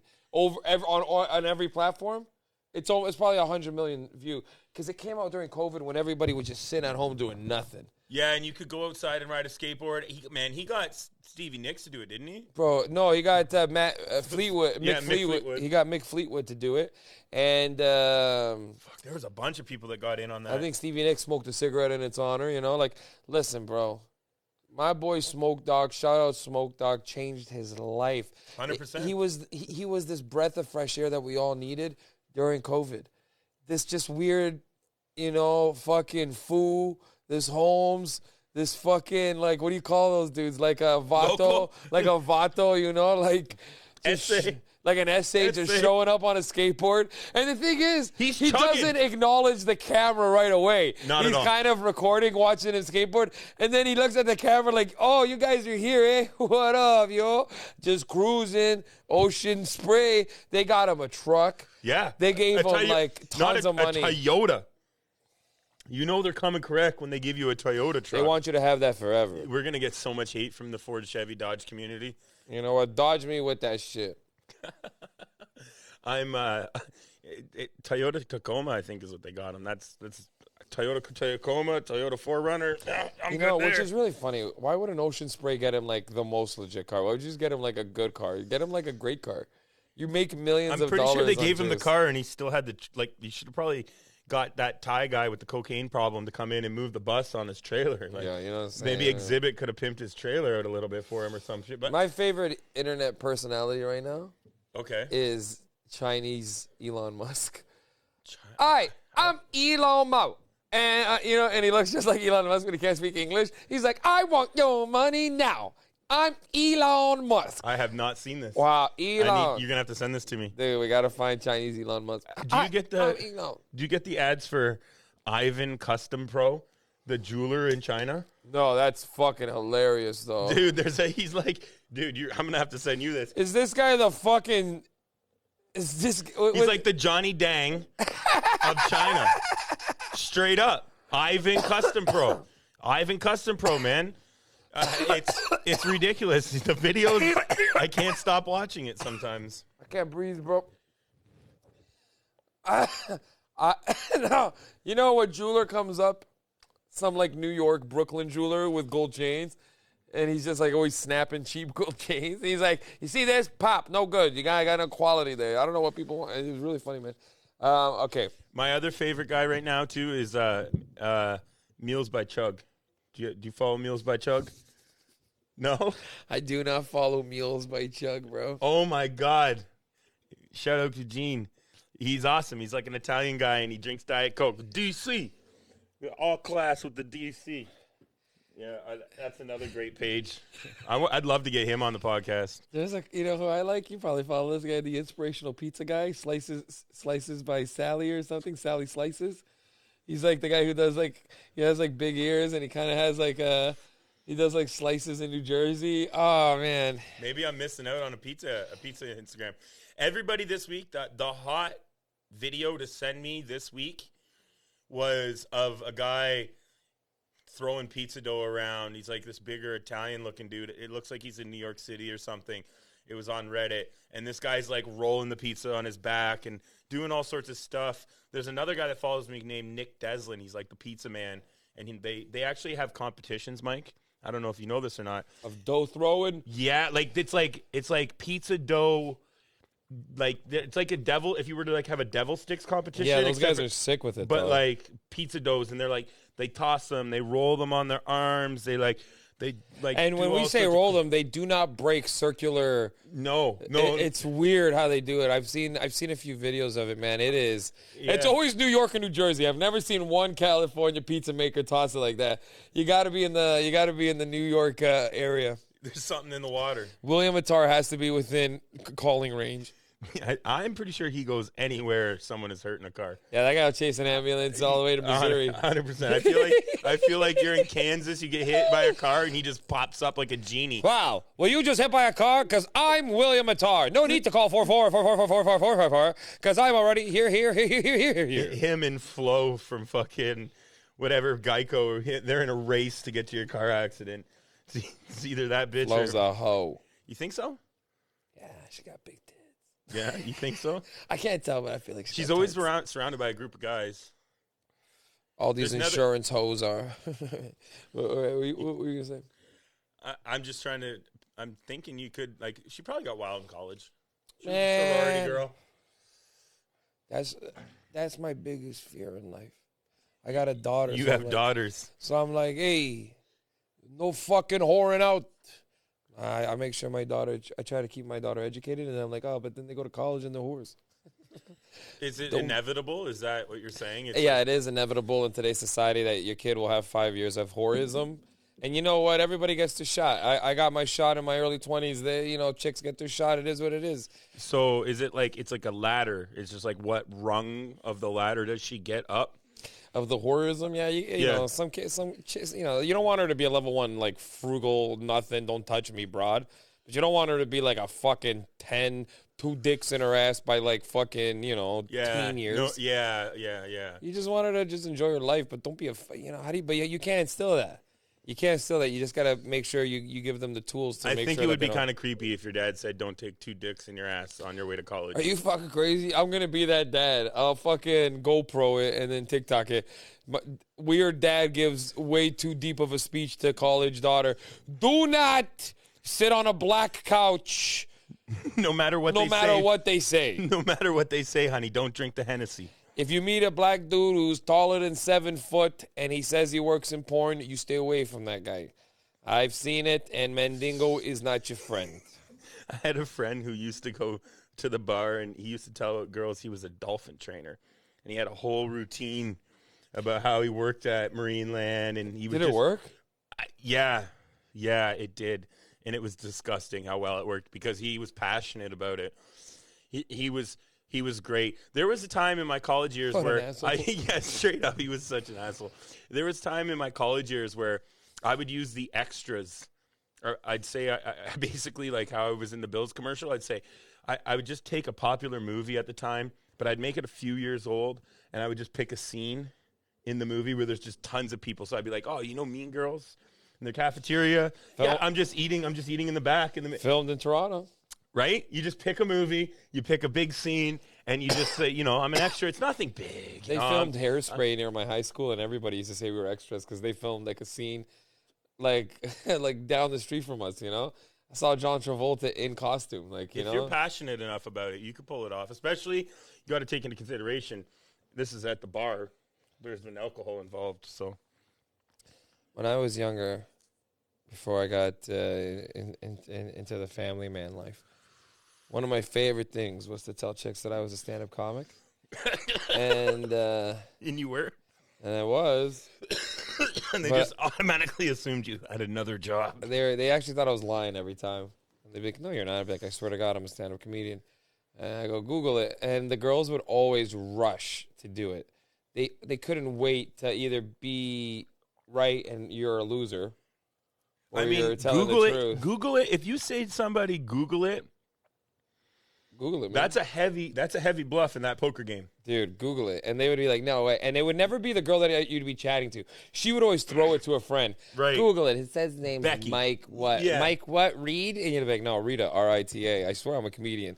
And they're like, I don't know. I think you're just funny. I don't know if he's actually a comedian. And then they would Google it, and the friend would always be like, oh, my God. Oh, my God, he is.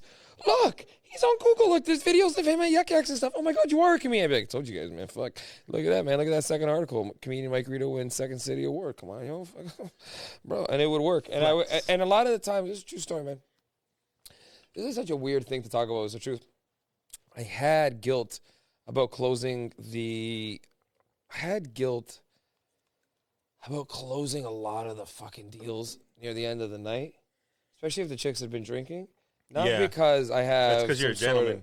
It's not. It's because I love my mom. It's a true story, bro. I love my mom, and I grew up with a sister who's older than me, and she always instilled what a jerk you got to be to smash a girl when she's drunk on the first night. She goes, like, oh, dirtbags do that. You get her number, you know, you like walk her to her cab, and then you just call her the next day or something. Like, but you don't try to like really hard try to pick up these girls and bring her home to smash. And I was like, yeah, that is a loser thing to do. 100%. Okay, 100%. It was just a thing. Like, bro, we had a great time tonight. You're drunk. Grab the cab. Here's my number. Call me tomorrow.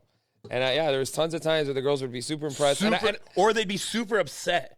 You know what? There wasn't too many times because I think they knew. I always like to play that nice. Thing. I was a nice guy. I always liked the nice guy. My girlfriend asked me, my wife now, she asked me like, did you fuck a lot of chicks when you were younger as a comic? And I'd be like, no, but I fucking flirted my ass off. Loved knowing that I could. Never really did. He's just about the hunt. Bro, the hunt was more fun than the kill. True story, guys. Was the kill cool? Yeah, bro. It was also cool to just go home and see if they were cool chicks too, and if you even liked it. Because a lot of the times, you just be thinking with your dick, this is soft. This might be soft, but when you can get it, you can get it. You're not fucking out there shooting every fucking easy duck in the pond. You wait for the fucking duck that you like, the one that's got the good fucking fluff, the one that looks like it's going to be a fun time. It's not going to be... Guys, if you're chasing one-night stands, you're going to get maybe one or two. You chase chicks that you want to fuck for like a month or two and build something, and if it works, it works, and it doesn't, you'll get one every couple of months. No problem. Boom, And you boom. get way more attention from girls when you have a girlfriend. I have a great clip that explains this in a weed sense. See, the average fool go in there and buy a $15 anything, not give a fuck. But the real heads, though, the ones that we know and that we fuck with, they're gonna want the heat. Boom. That's the truth. Circa 96. That's it, right? I don't know what you... That's why Mike smokes only Headwater Cannabis at Headwater International. Headwater Cannabis. The best cannabis Quality on the over market. quality over quantity, Mike. Ooh. If you ain't smoking Baby Yoda, you ain't smoking shit. We're getting to that part of the podcast where we're starting to wind down because we're fucking ripped. I think we've been at it for over an hour now. Baby Yoda jar. Baby Yoda headwaterjar.ca. We're going to throw up the fucking thing again. Make sure to get our stickers, Snacks of Life Pod. New stickers done by Beck. There's actually a poll out right now.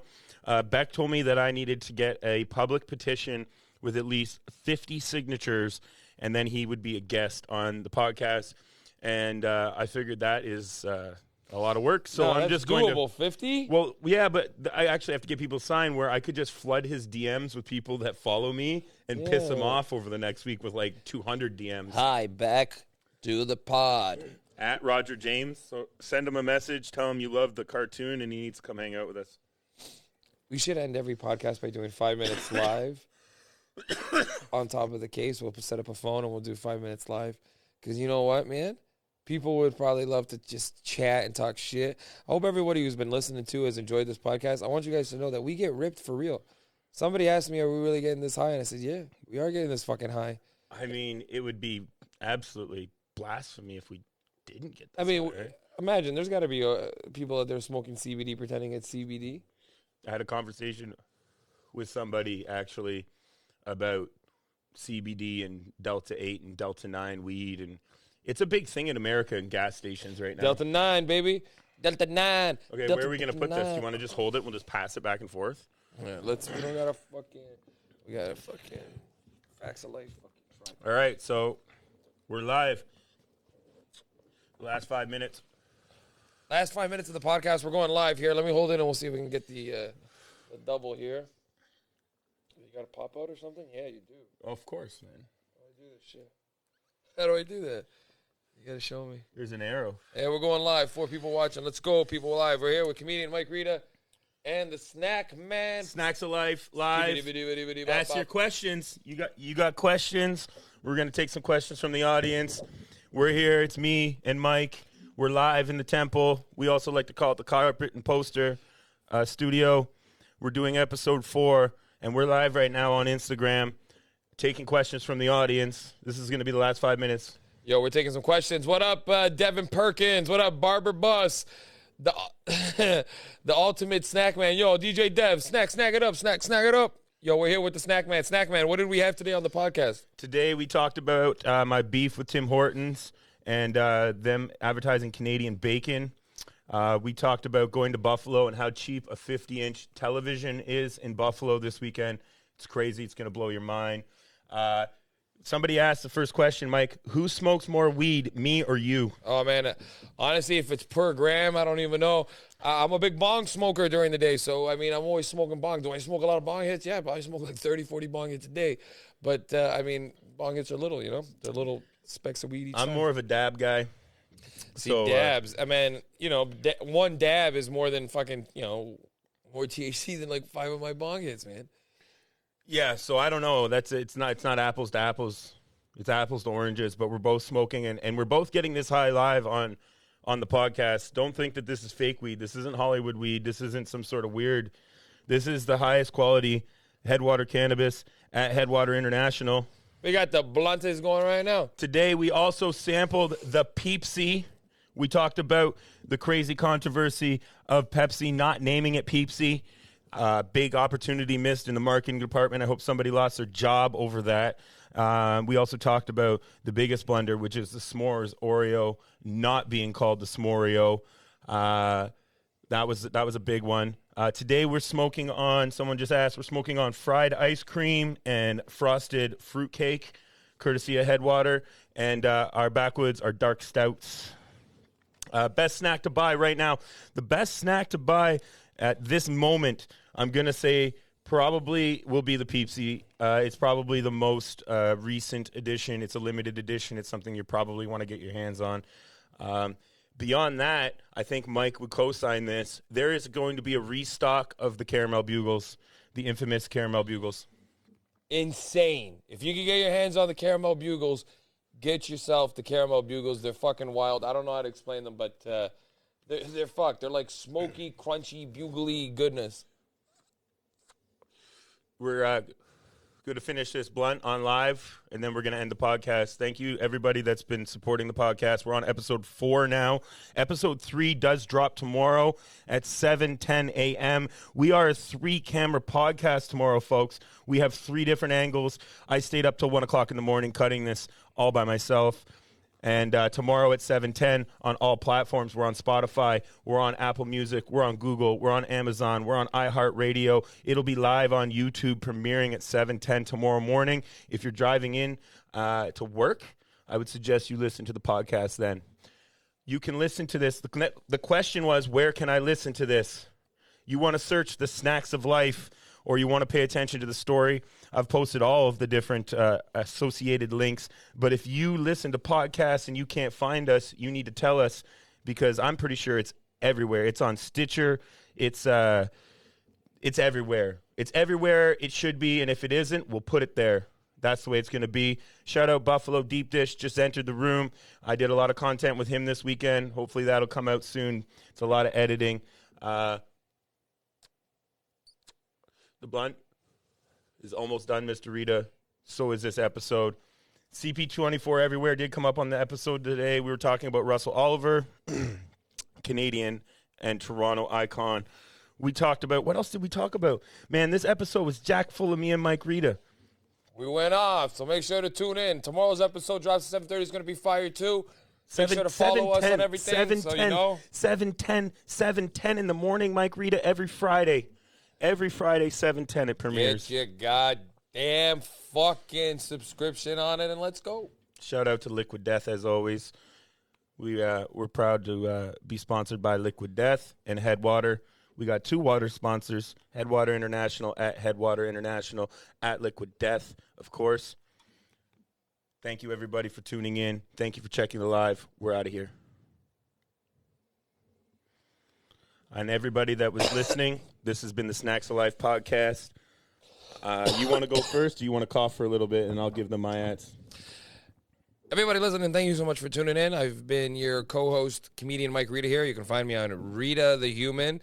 You can find me on Facebook at Mike Rita. And honestly, just make sure to check out if I'm in your town. I'm coming out. I love performing as much as I love podcasting. And I hope you guys come check me out. And I'll be at the Yuck Yucks in downtown Toronto first week of April or second week of April. And so make sure to get tickets for that if you're in the GTA. Thank you for everybody on this camera, on that one, and throw it to my man here on the side, the Snack Man. Yeah, I'm the Snack Man. New drop be on Sunday of this week. But But by the time this episode comes out, there'll still be lots of great things on the website. Lots of Easter jelly beans. You can catch me at @RareSnacks_Toronto on Instagram, Rare Snacks Toronto on Facebook. And you can just like, comment, subscribe. Tell us what you think about the podcast. All that interaction. We'd love to hear it, guys. Thank you so much for tuning in. We'll see you again next week. Peace out. Yeah.